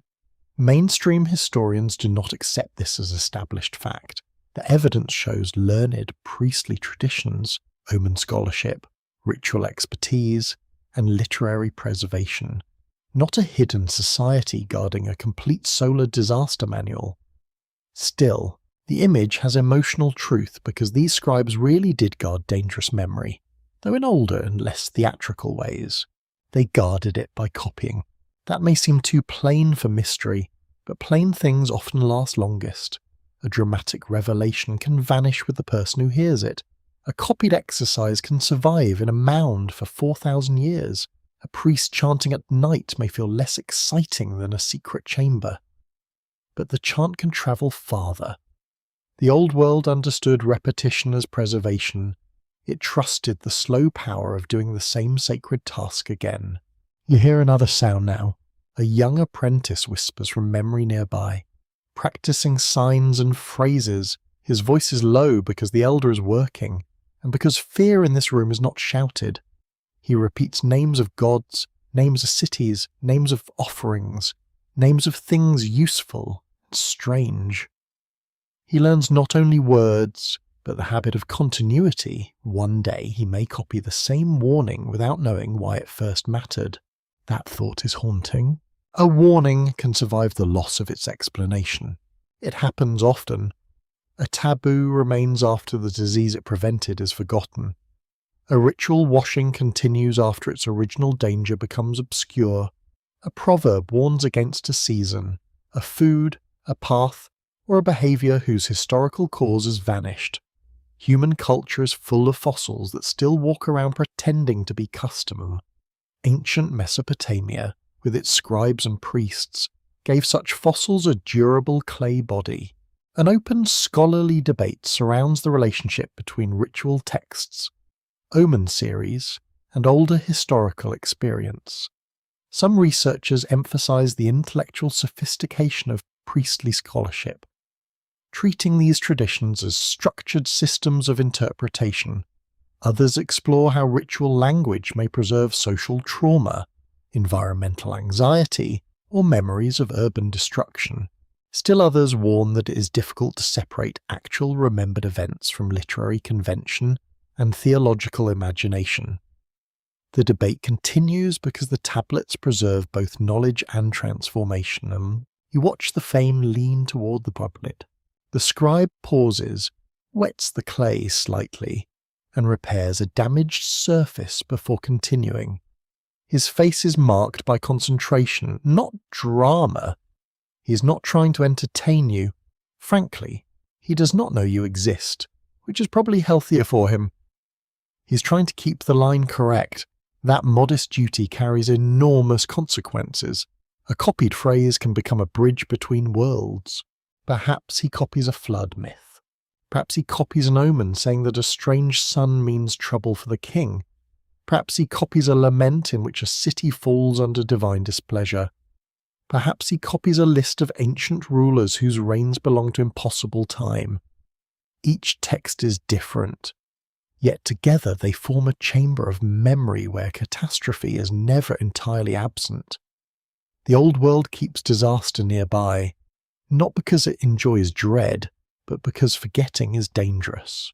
The priestly mind does not treat fear as entertainment. It treats fear as material for order. If an eclipse happens, interpret it. If a plague comes, perform rites. If a city falls, lament it properly. If an ancient flood is remembered, copy the account. If heaven once became dangerous, preserve the forms by which heaven might be read again. Every ritual, therefore, every list, every omen is a small fence against meaninglessness. This is the opposite of chaos. It is easy to imagine the ancient priest as superstitious, hunched over mysteries with no practical sense. That image is lazy. The priestly scholar belonged to a culture that watched patterns, preserved records, and connected human conduct with cosmic order. His conclusions were not modern scientific conclusions, but his seriousness was real. He lived in a universe where signs mattered, and he trained himself to read them. You feel the room settling deeper into night. The incense has faded. The oil in the lamp lowers. Outside, the temple stones release the day's heat into darkness. Somewhere beyond the city, fields lie under stars that look calm from a distance. Calm is not the same as safe. The scribes knew that. Their work begins from the knowledge that order must be maintained because disorder is always possible. The copied fear becomes a form of mercy. It gives the future something to receive. Not a complete answer, not a perfect explanation, a pattern, a warning, a memory shaped strongly enough to survive misunderstanding. The priest may no longer know whether the old catastrophe was river flood, divine judgment, climate terror, solar omen, or all of these braided together. Still, he copies. His uncertainty does not stop the hand. It may even make the hand more faithful. You remain beside him as the final signs are pressed. The tablet now holds fresh marks, dark and wet under the flame. Soon it will dry. Perhaps it will be stored. Perhaps it will break. Perhaps it will sleep under dust until another age lifts it back into light. The scribe cannot control that. He can only complete the line. And so fear passes through clay. Not as a scream, but as disciplined memory. Not as spectacle, but as work. The priest who copies fear by lamplight becomes one more vessel in Enki's hidden system, carrying an old warning through hands that may never fully understand what they preserve. The ground beneath your feet offers no single confession. It gives layers, stains, silts, broken walls, abandoned rooms, and river-laid deposits that seem to say something happened here, but not always what the story wants them to say. You stand at the edge of an excavation trench, looking down into earth cut like a slow wound. The sides reveal bands of occupation, collapse, repair, ash, clay, and silence. Each layer belongs to a different human moment, yet none of them politely labels itself as the disaster. History can be very inconsiderate. A brush moves over packed soil. A trowel lifts a little crust of mud. Someone calls for a photograph. Someone else crouches near a pottery shard, trying to understand whether it lies where it was used, where it was dumped, or where water carried it after everything went wrong. The air smells of dust, sunscreen, and metal tools. An old earth warmed by the morning sun. Archaeology is patient work, but patience does not always get rewarded with certainty. That is where this unnamed cataclysm becomes difficult. The ancient story speaks with force. The ground speaks in fragments. Between them lies the entire problem of ancient history. A flood myth may preserve real flooding, but which flood? A memory of climate distress may survive in divine language, but which season, which century, or which pressure? A solar fear may be hidden in the atmosphere of the text, but the tablet does not hand over a scientific instrument, smile politely, Sol, and say good luck. A mainstream historical fact is important here. Excavations at several Mesopotamian sites have revealed flood deposits from different periods, including famous discoveries at places such as Ur and Shuruppak. Scholars at the University of Pennsylvania, Oxford, and Chicago have discussed these layers with caution because they are not all the same age, not always regional in scope, and not proof of one universal flood. The evidence shows real episodes of severe flooding, but it does not produce one tidy event matching every later story. This is not disappointing, it is more interesting than that. A single neat answer would close the door too quickly. Instead, the evidence leaves you in a landscape of overlapping disasters. Rivers shift, settlements are abandoned, fields become salty, storms damage walls, crops fail, political systems strain, people remember, later generations compress many wounds into one great wound because narrative does what memory often needs it to do. It makes scattered suffering speak with one voice. You look down at the trench again. A pale band of silt lies between darker occupation layers. It may mark flooding. It may mark a local event that ruined one settlement while another survived. For the people who lived through it, local did not mean small. If your house vanished, your grain rotted, your animals drowned, and your kin disappeared into brown water, the world had ended enough. Modern maps can be rather cold about that. The myth, however, expands the ending. It turns a regional nightmare into cosmic judgment. It gives disaster a counsel in heaven, a warning in secret, and a vessel of preservation. It places human fear inside a structure large enough to bear it. That does not make the myth false. It makes it mythic. It has taken remembered danger and lifted it into a form where every listener can recognize their own vulnerability. A quirky fringe tidbit often appears at this point with dramatic timing. Some writers claim that flood deposits, ancient myths, and strange climate episodes prove a forgotten global solar catastrophe, perhaps caused by a violent outburst from the sun. Mainstream researchers do not accept this as established by the Mesopotamian evidence. The archaeological layers are too local, too varied, and too complex for such a simple conclusion. Still, the fringe claim reveals a human desire for one grand cause behind many ancient fears. One grand cause is comforting. Even when terrifying, it gives shape. The harder truth is that ancient catastrophe may have had many faces. A flood in one generation, a drought in another, a heatwave remembered as divine anger, an eclipse folded into omen literature. A river course shifting away from a settlement, a season of famine followed by a disease. The human mind then gathers these into stories because stories are baskets for things too heavy to carry loose. An open scholarly debate continues over how environmental events influenced early Mesopotamian myth and urban change. Some researchers emphasize river behavior and local flooding as the strongest background for flood traditions. Others examine climate variability, salinization, settlement shifts, and agricultural stress across long time spans. Another group warns against forcing myths to match specific geological events, since texts often transform the lived experience into theology and literary pattern. The debate remains unresolved at best because the evidence is real, but incomplete. That incompleteness is not it is the texture of the ancient world. You step carefully around the excavation edge, the sun climbs higher, and the trench shadows shorten. A field notebook lies open nearby, its pages full of measurements, sketches, and cautious words. Caution is the true language of archaeology. It says possibly, perhaps, associated with may indicate, to a restless imagination, this can feel slow. But slowness is honest. Ancient Earth punishes arrogance, usually by making it publishable for a while, then embarrassing it later.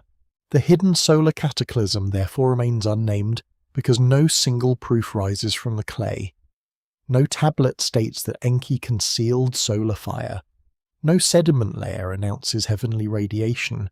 No broken wall points upward and explains itself. What exists instead is a cluster of suggestive conditions. Ancient people feared the sky. They suffered floods. They studied omens. They preserved stories of divine warning. They lived in landscapes where water, heat, and political order could fail together. That cluster matters. It creates a field of possibility without becoming certainty.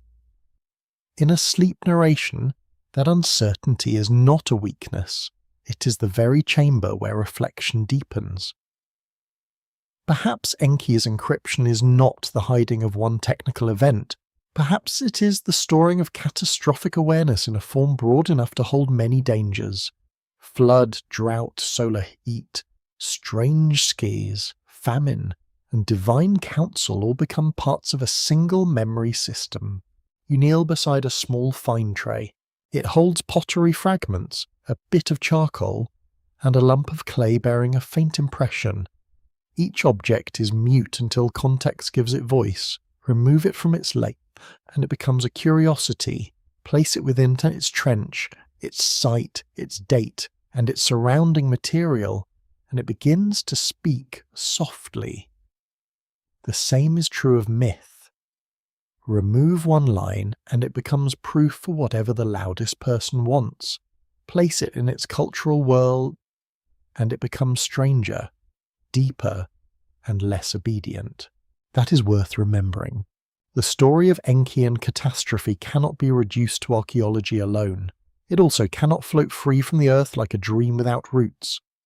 It belongs between clay tablet and river deposit, between omen text and field survey, between ancient theology and environmental history.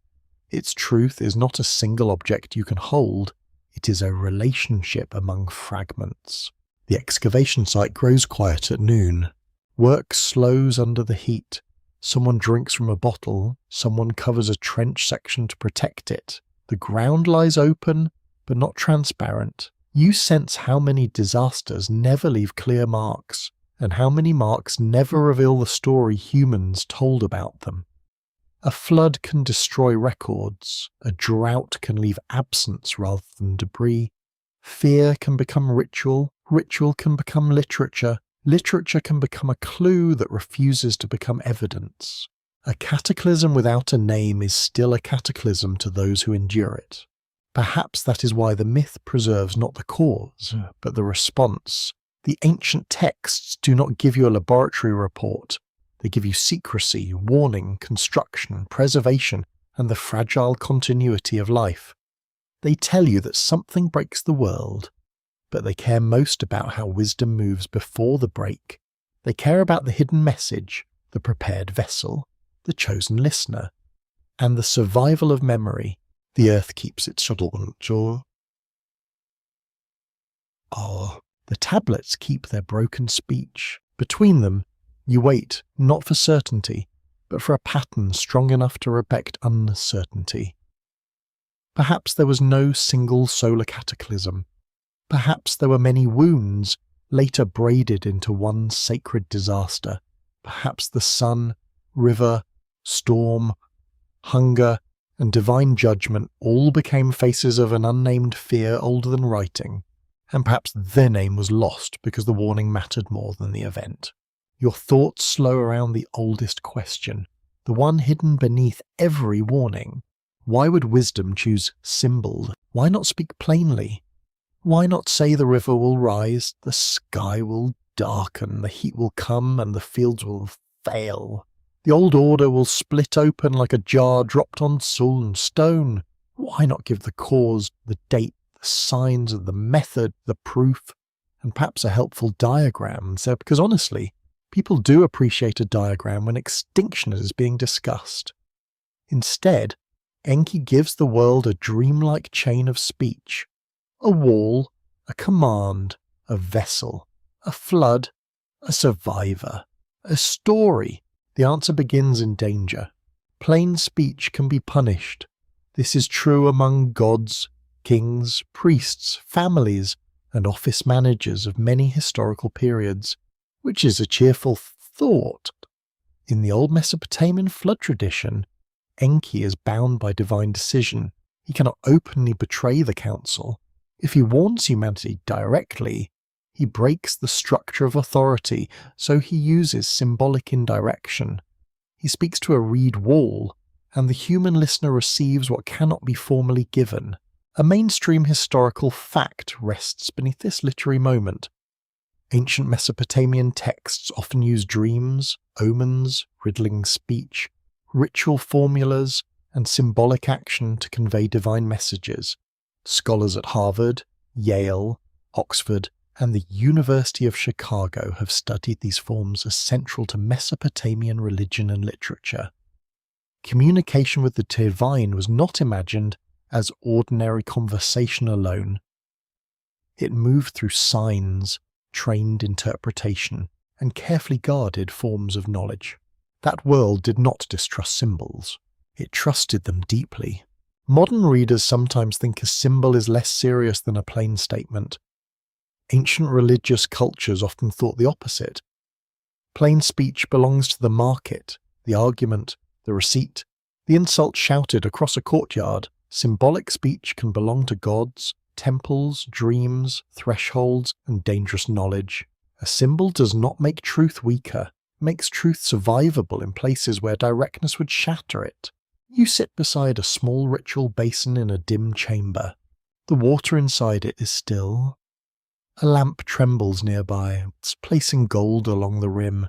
The air smells of cedar smoke, wet clay, and wool warmed by bodies. A priest speaks a formula, and the words do not explain themselves, and they work through repetition, tradition, and association. A gesture follows, water touches skin. The moment is simple, yet it carries meanings older than anyone present. Cleansing, boundary, renewal, protection, return to order. That is how symbols behave. They hold more than one thing without spilling. Enki's warning may need that kind of vessel, because catastrophe itself is too large for plain language. A single event, if there was one, can exceed understanding. A flood is not only water, it is panic, loss, cold, darkness, floating debris, ruined grain, dead animals, broken kinship, silence after voices, and the question of why anything survived, a solar terror, if remembered through heat or strange skies, is not only light, it is failed crops, fear at noon, altered seasons, skin burned by labour, animals seeking shade, and the sense that heaven has withdrawn kindness. A plain statement becomes too small. A myth can hold the whole wound. This may be one reason Enki chooses symbols in the story. The warning is not merely practical, it must carry emotional, cosmic, political, and ritual meaning across generations.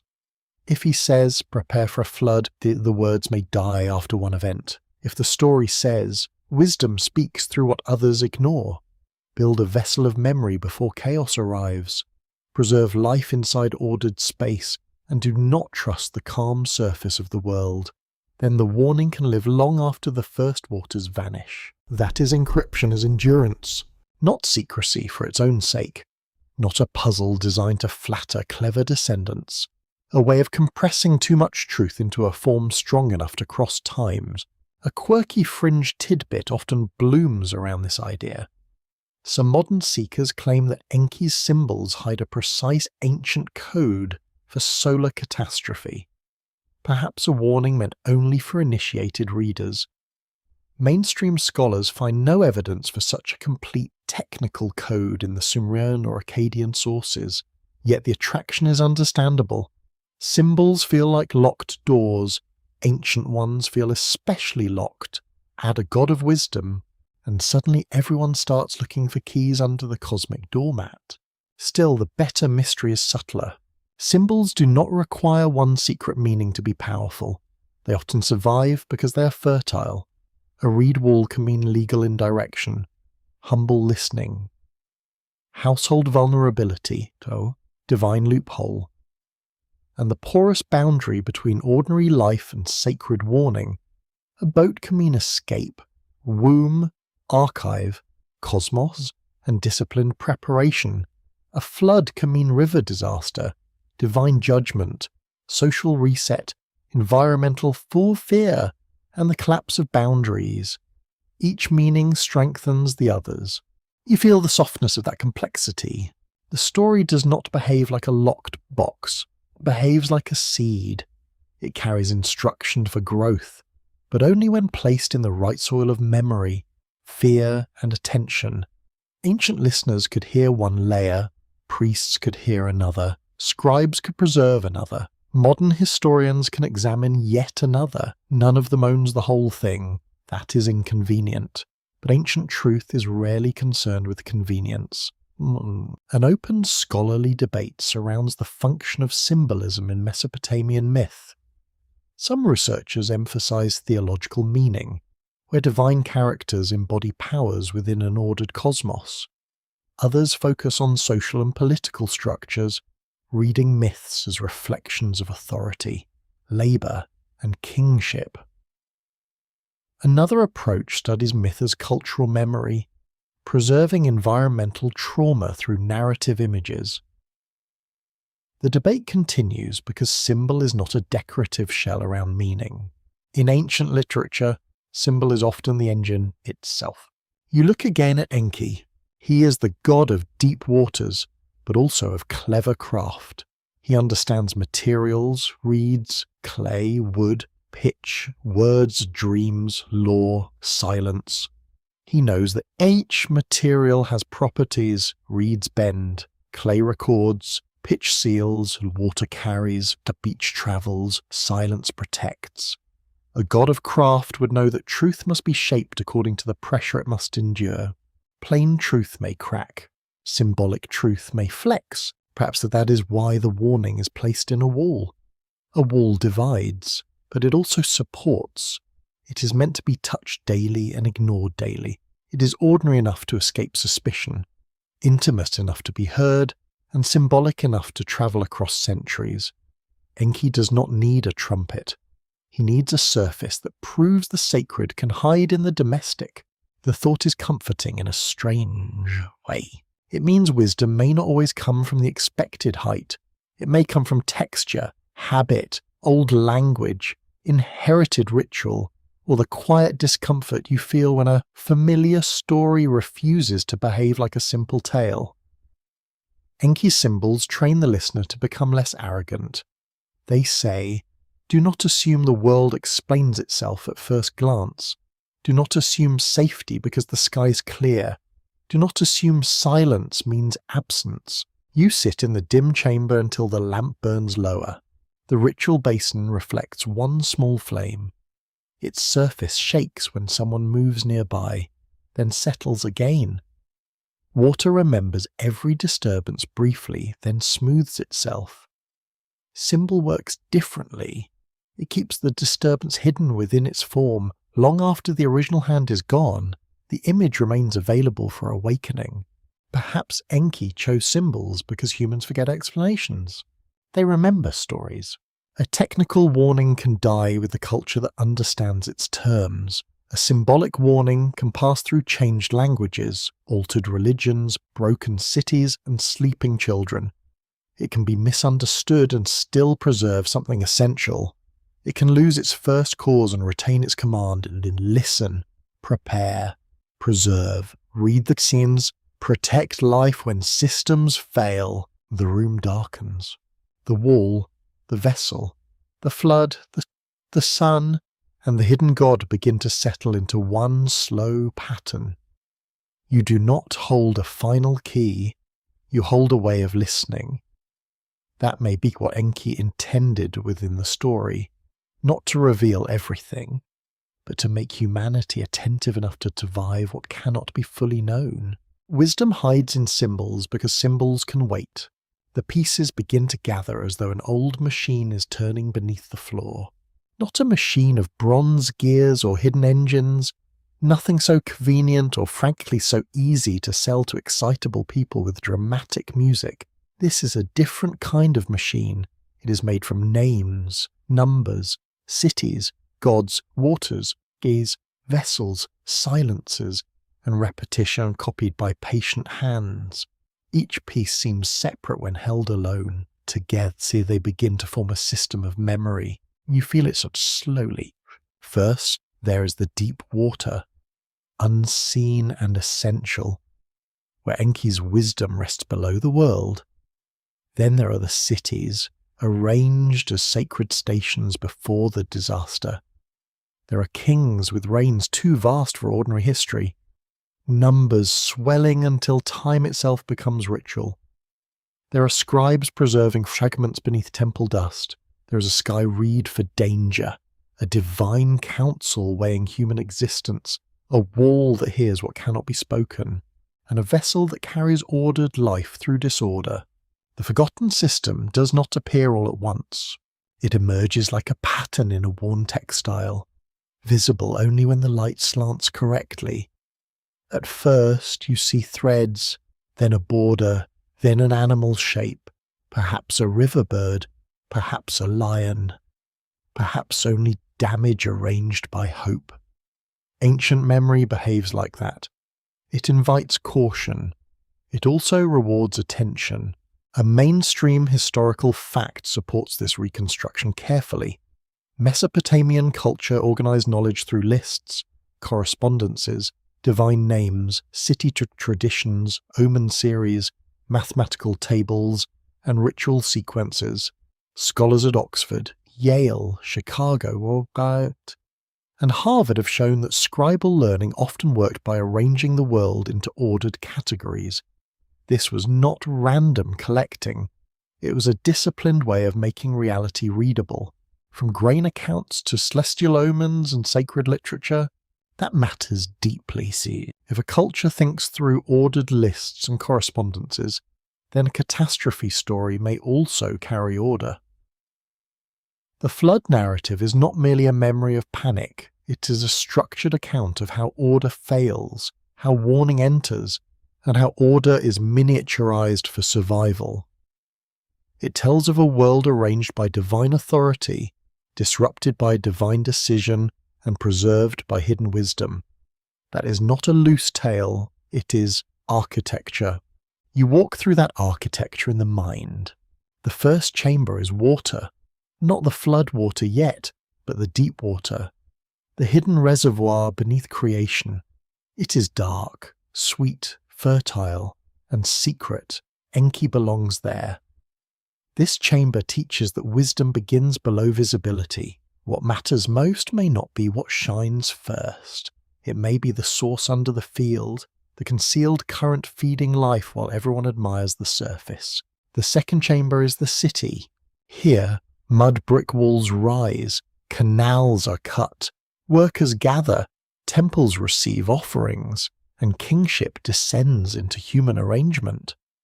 Civilization appears as structure, but also as exposure. A city concentrates life. It makes memory stronger and disaster more devastating. The city is humanity's confidence made visible. Ancient stories are very polite about reminding you that visible confidence can be flooded. The third chamber is number. Reigns lengthen beyond all human sense. Cycles repeat. Measures define vessels. Scribes calculate, copy, and align. Number becomes a way to make fear portable. It also makes the past solemn.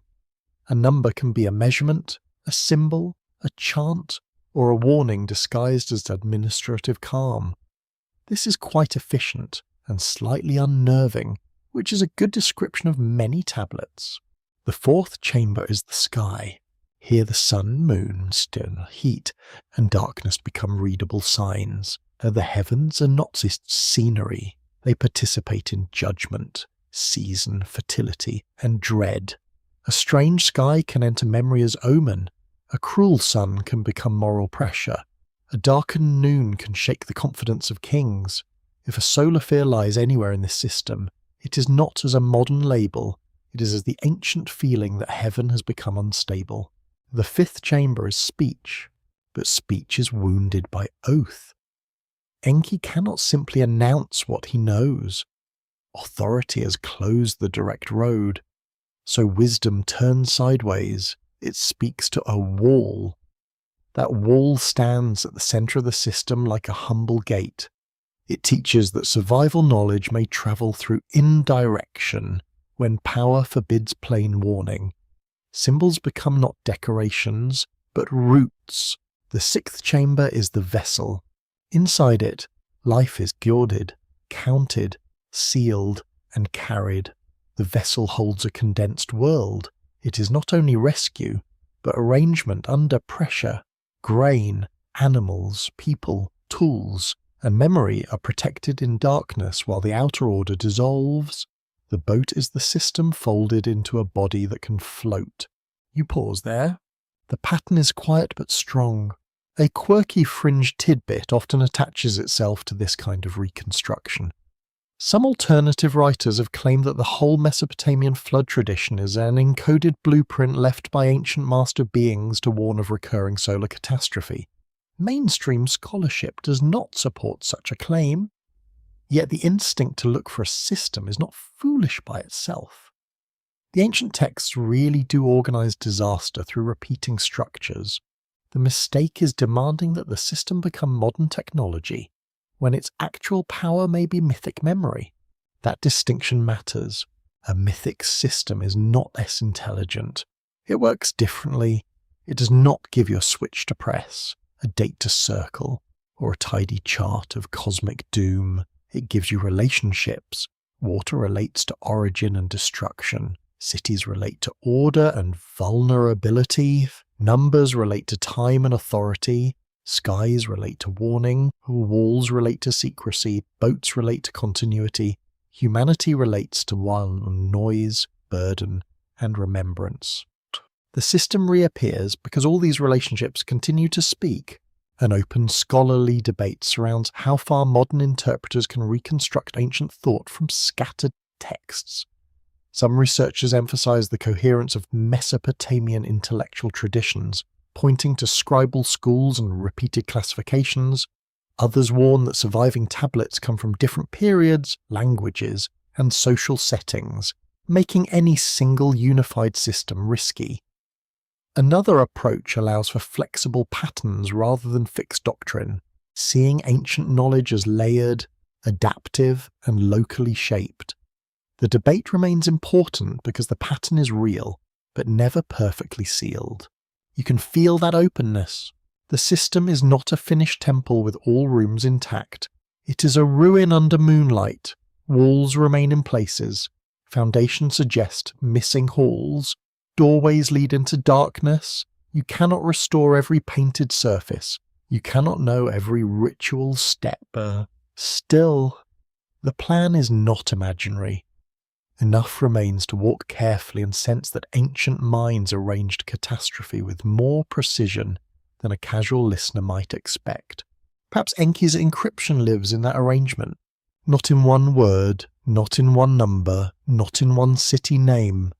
It lives in the whole pattern, where every element teaches a mode of survival. Look beneath surfaces, respect fragile order, count what matters, read the heavens without arrogance, listen to indirect speech, convert the house into a vessel when the old shelter becomes unsafe, preserve life in ordered darkness until the world can be named again. This is not proof of a solar cataclysm, it is something more elusive.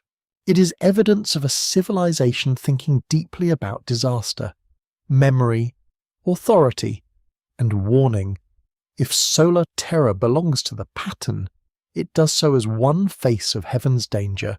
The system is wide enough to hold flood, heat, darkness, drought, and cosmic judgment without forcing them into one narrow modern category. Ancient thought prefers braiding. It does not always care whether our labels feel tidy. You stand now within the reconstructed system, and the air seems cooler. The walls are made of clay, but also of story. The floor is packed earth, but also time. The ceiling is a sky full of signs, bright and unreadable. Somewhere nearby, water moves under the ground. Somewhere above, the sun waits for morning. Between them, humanity sleeps uneasily in houses that may one day need to become boats. The forgotten system has not returned as certainty. It has returned as a way of seeing. You no longer look at Enki as merely a helpful god in a flood tale. You see him as the hidden intelligence inside a whole structure of preservation. He moves through deep water, indirect speech, craft, number, and memory. He does not stop catastrophe from entering the world. He teaches life how to pass through it. And perhaps that is why the ancient machine still turns beneath the floor, slowly, quietly, carrying its warning in pieces no single age has fully understood. Your breathing slows as the question turns from gods to the people beneath them. What were humans meant to remember? Not everything. No mind can hold everything. The names of every drowned field, every cracked bowl, every animal lost in the dark, every prayer spoken badly because fear had made the mouth dry. Much disappears. Much must disappear. Because memory is a house with limited rooms, and history keeps arriving with muddy feet. Yet some things are carried, some things refuse to leave. You stand in a quiet settlement after labour has ended. The evening air smells of cooling brick, barley, river mud, and smoke from small hearths. A woman folds a cloth near a doorway. A child leans against her knee, fighting sleep with the tragic bravery of children everywhere. An older man sits close to the threshold, rubbing dust from his hands. The sky above them is calm tonight. The canal reflects the first stars. Nothing terrible is happening, which makes the old warnings seem almost unreasonable. That is when warnings are most fragile. A warning remembered during disaster feels obvious. A warning remembered during peace feels dramatic, inconvenient, perhaps even embarrassing. Why keep telling the story of the flood when the river is low and friendly? Why speak of divine anger when the fields are green? Why repeat strange numbers, old cities, hidden speech, and a boat built against an unseen future, because a peace pulse in ancient thinking is not proof that danger has vanished? It is the interval in which memory must work. A mainstream historical fact belongs here with quiet strength. Mesopotamian societies preserved cultural memory through oral performance, ritual practice, scribal copying, king lists, temple traditions, and household transmission. Scholars at Harvard, Yale, Oxford, and the University of Chicago have studied how ancient communities used texts and ceremonies to organize identity across generations. Memory was not only personal recollection, it was a social duty maintained through repetition, teaching, offering, and story. You feel that duty beside the hearth. The elder begins to speak. His voice is low, not theatrical, because the night is already doing most of the work. He tells of a time when order failed. He tells us of a warning that came strangely. He tells us of a vessel sealed against destruction. The child does not understand every detail. Oh, that is fine. Children rarely understand the useful parts at first. They remember the feeling, the rhythm, the smell of smoke, the adult face lit by flame. Later, meaning returns. This is how humanity carries hidden knowledge, not always through a perfect explanation, often through atmosphere. A child remembers that the old ones feared certain signs. A farmer remembers that unusual heat deserves attention. A scribe remembers that the ancient sequence must be copied correctly. A priest remembers a ritual for restoring balance. A boat builder remembers how to seal seams. A mother remembers which seeds must never be eaten during hunger because they are for planting. Memory becomes distributed. No one person holds the whole warning. That is too risky. Instead, the warning lives across many lives, like water moving through many channels. One person knows the story, another knows the craft, another knows the ritual, another knows the calendar, another knows the field, another knows the behavior of animals before storms. Together, without necessarily knowing it, they form a living archive. A quirky fringe tidbit hovers near this thought. Some speculative writers imagine that ancient humanity was deliberately programmed by Enki to preserve disaster knowledge through myths, dreams, and rituals. Mainstream historians do not support the idea of literal programming by a divine or non-human intelligence, yet the phrase accidentally touches something real. Cultures do program memory, in the human sense, through repetition, fear, beauty, shame, duty, and song. A story can train attention without explaining its entire purpose. That is the quieter marvel. The flood tradition may have taught listeners to respect warning even when proof is absent. It may have taught that survival depends on craft, humility, preparation, and the preservation of life beyond immediate appetite. It may have taught that power can hide decisions, that mercy may speak indirectly, and that the world is more fragile than its daily routine suggests. These lessons do not require certainty about a solar cataclysm. They remain useful even in uncertainty. Perhaps that is why they lasted. You walk along the canal in the dark. The water makes a soft licking sound against the bank. Reeds sway with a dry whisper. Overhead, the sky looks immense, but not hostile. The stars seem fixed, almost kind. Yet you know ancient watchers never saw them as mere decoration. They saw order, warning, always, fate, and divine attention. To remember correctly was not to live in terror. It was to live awake. There is an important difference. Terror freezes, memory prepares. Terror says the world is ending and nothing can be done. Memory says the world has nearly ended before, so gather what matters and listen carefully. Terror makes oys, memory makes vessels.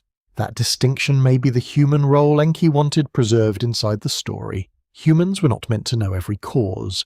They were meant to carry enough wisdom to act before forgetting became fatal. An open scholarly debate continues over how collective memory transforms environmental disasters into myth. Some researchers emphasize genuine memory of floods, droughts, and settlement disruption. Others stress literary shaping, theology, and political ideology, arguing that disaster stories speak more about meaning than event. Another view combines these paths and suggesting that remembered crises can survive through symbolic forms while losing exact historical detail. The debate remains unresolved because memory is not a clay seal. It changes shape each time it is pressed into a new generation. You can feel that change happening beside the hearth. The elder pauses. The child asks whether the gods were cruel. The elder does not answer quickly. Perhaps they were. Perhaps they were troubled by their own creation. Perhaps the story is less about divine cruelty than human vulnerability under systems too large to understand. Perhaps Enki's mercy matters because it admits that official power does not always protect the living. Sometimes wisdom must move underneath authority, quietly, through walls and whispers. The child hears only part of this. That is enough. The next generation rarely receives the past whole. It receives fragments, gestures, warnings, and half-understood images. A boat in the dark, animals breathing together, a wall that listens, a god of deep water, a sun that can become strange, a list of cities before the flood. These images settle into the mind and wait. Years later, when the river behaves oddly, or the sky reddens at the wrong time, the old story may stir. This is the function of myth at its most human. It prepares recognition. Not prediction, exactly recognition. The ability to say, this pattern feels dangerous, this calm feels thin, this authority is not telling us everything, this old instruction suddenly matters. In that moment, the story becomes active again. The encrypted warning is not decoded by scholars alone. It is decoded by need. You pause near a stored jar of seed grain. The jar is sealed with care. It is not for tonight's meal. Even if tonight's hunger complains, it belongs to a future season. There is something sacred in that restraint. To save seed is to believe the world continues beyond appetite. The flood story works the same way. It saves symbolic seed. It holds images that may nourish future understanding when ordinary explanations fail. Perhaps humans were meant to remember continuity. Not comfort, not superiority, continuity. They were meant to remember that survival is more than staying alive. It is carrying names, skills, animals, seeds, songs, measures, and warnings through intervals of darkness. It is refusing to let catastrophe become total. It is understanding that even after the sky changes and the waters rise, someone must know how to begin again without pretending nothing was lost. The settlement grows quieter. The child finally sleeps, which is one small victory over chaos. The elder watches the flames sink into embers across the canal. A dog turns twice before lying down, loyal to some ancient circular law. The sky remains calm, and the stars tremble faintly in the water. Nothing explains itself fully. Nothing needs to. The memory has been passed, imperfectly but sufficiently. That may be the human place in Enki's hidden timeline. Not masters of the catastrophe, not owners of the truth, carriers, listeners, builders when building seems foolish, keepers of old images whose meanings deepen only when danger returns. Humanity's role is not to solve every mystery, but to keep the warning alive long enough for someone, somewhere, to hear it in time. The embers fade slowly. The story remains warm. And perhaps that is what humans were meant to remember. That wisdom can survive as a fragment, a habit, a vessel, a seed, or a whisper, so long as someone is willing to carry it into the next night. The final warning does not arrive as an answer. It arrives as a feeling that the clay is still warm somewhere beneath the earth, as though the ancient tablets have not finished cooling from the hands that made them. You stand once more in a landscape of reeds, dust, sun, and slow water, but everything feels quieter now. The cities are distant lamps, the flood is not yet visible, the sky is calm enough to be trusted by anyone who's forgotten how stories work. That is the danger.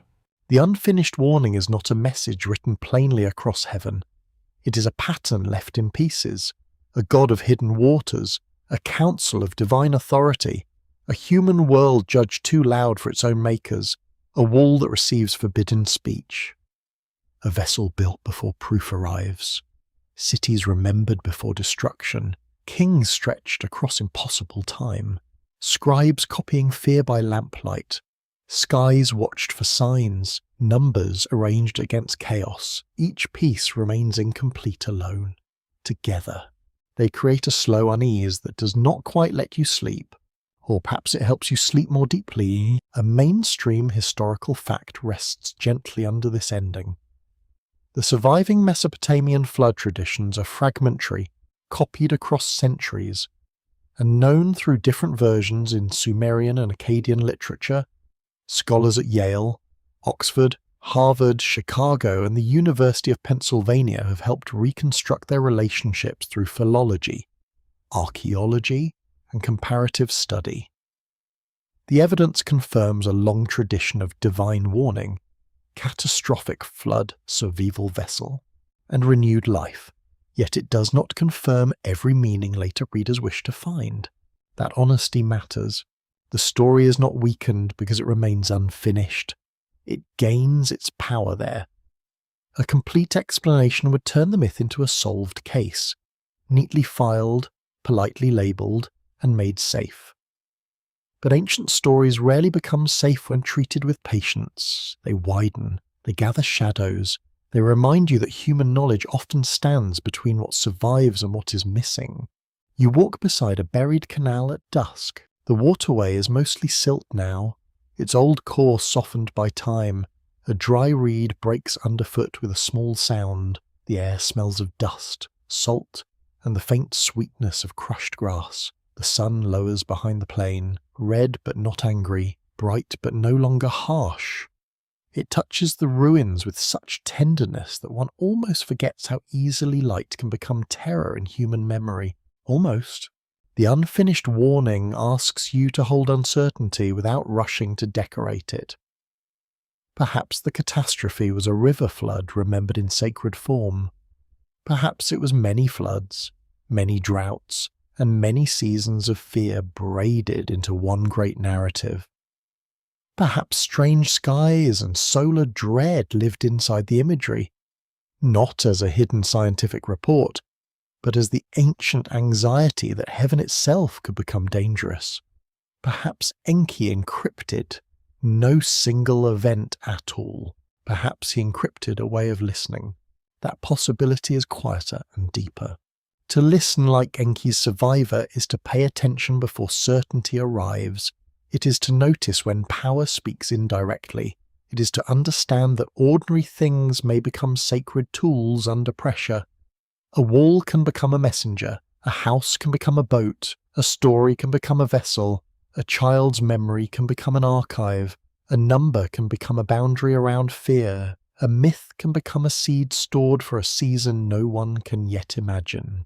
A quirky fringe tidbit still lingers at the edge of the campfire.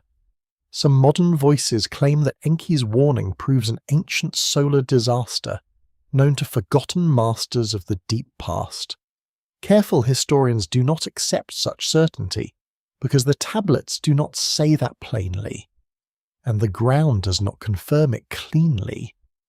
Yet the idea survives because the myth does something even more haunting. It makes disaster feel encoded in the structure of reality. Sky, water, authority, labour, memory, and survival all appear connected. That connection is the true mystery. You do not need a hidden machine beneath the temple to feel it.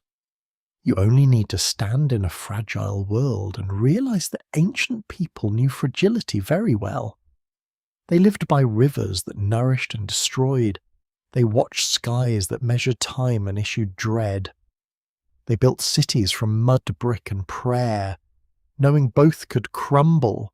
They counted grain because hunger was never abstract. They copied myths because forgetting was a luxury the living could not afford. An open, scholarly debate remains around how deeply environmental memory shapes ancient flood narratives. Some researchers emphasize local river disasters and the real instability of Mesopotamian landscapes. Others stress theology, literary artistry, political ideology, and scribal inheritance. Another careful view allows that myth may preserve the emotional truth of many crises without preserving one exact event. The debate is not a failure to answer, it is the proper shape of the evidence. Broken clay deserves careful hands. The sky darkens. One star appears, then another. The old world does not explain whether the danger came from water alone, from the sun, from divine anger, or from the way human beings make order and then mistake order for permanence. Perhaps the question itself is modern, too eager to separate causes that ancient imagination held together. The Sumerian mind did not place nature, God, politics, and memory into sealed boxes. It let them speak across one another. That is why the warning remains alive. It can enter many ages because it is not narrow. It can belong to floodplain farmers, temple scribes, astronomer priests, frightened children, tired workers, and modern listeners under electric light. It can belong to anyone who senses that the world is both stable and breakable. It does not demand that you solve it tonight. It asks only that you keep listening. Perhaps Enki's wisdom is not the answer hidden at the end. Perhaps Enki's wisdom is the refusal to end the story too soon. You stand beside the imagined tablets as darkness settles fully. Their broken signs hold no single final sentence. The wall no longer speaks. The vessel no longer creaks in the flood. The 5 ancient cities have returned to distance. The sun has gone below the plain, leaving the sky deep and watchful. Yet something remains, half buried and half shining, like a shard of clay catching moonlight. The unfinished warning is still there, not loud, not complete, not obedient to certainty. It waits in fragments, in symbols, in the slow courage of preparation, in the human habit of carrying memory through dark ways. And perhaps, as the ancient night folds softly around you, the story is not yet complete. Now let the ruins grow quiet, let the reed beds darken under a gentle sky, and let the old canals become silver threads in the sleeping plain. The workers have gone home, the scribes have closed their tablets, the animals breathe in warm enclosures, and that last lamp in the temple court lowers its small flame. Nothing more is required from you now. You have listened long enough to hear how ancient fear can soften into wisdom, and how wisdom can rest without needing to become certainty. The world outside your room is far away. The flood is only memory. The sun is below the horizon. The clay is cool in the dark earth. Enki's waters move quietly beneath the fields, not threatening, not explaining, only continuing with the slow patience of things older than speech. You may let the unanswered questions remain where they are, wrapped in dust and starlight. They do not need to be solved before sleep. Breathe slowly, imagine the boat at rest, no longer tossed, only floating on black water under a calm moon. Imagine seed jars safe in the hold, animals sleeping, tools bundled, names remembered. Imagine a shoreline somewhere ahead, still unseen, but real enough for hope. The ancient story does not close like a door. It fades like a lamp, leaving warmth in the room after the light has gone. And perhaps that is enough for tonight. The hidden warning can sleep beneath the clay. The cities can rest in their long silence. The stars can keep their patient watch above the old rivers. You can drift now, gently and without hurry, while the last whisper of Enki moves through reeds, through water, through memory, and finally into dream. Good night.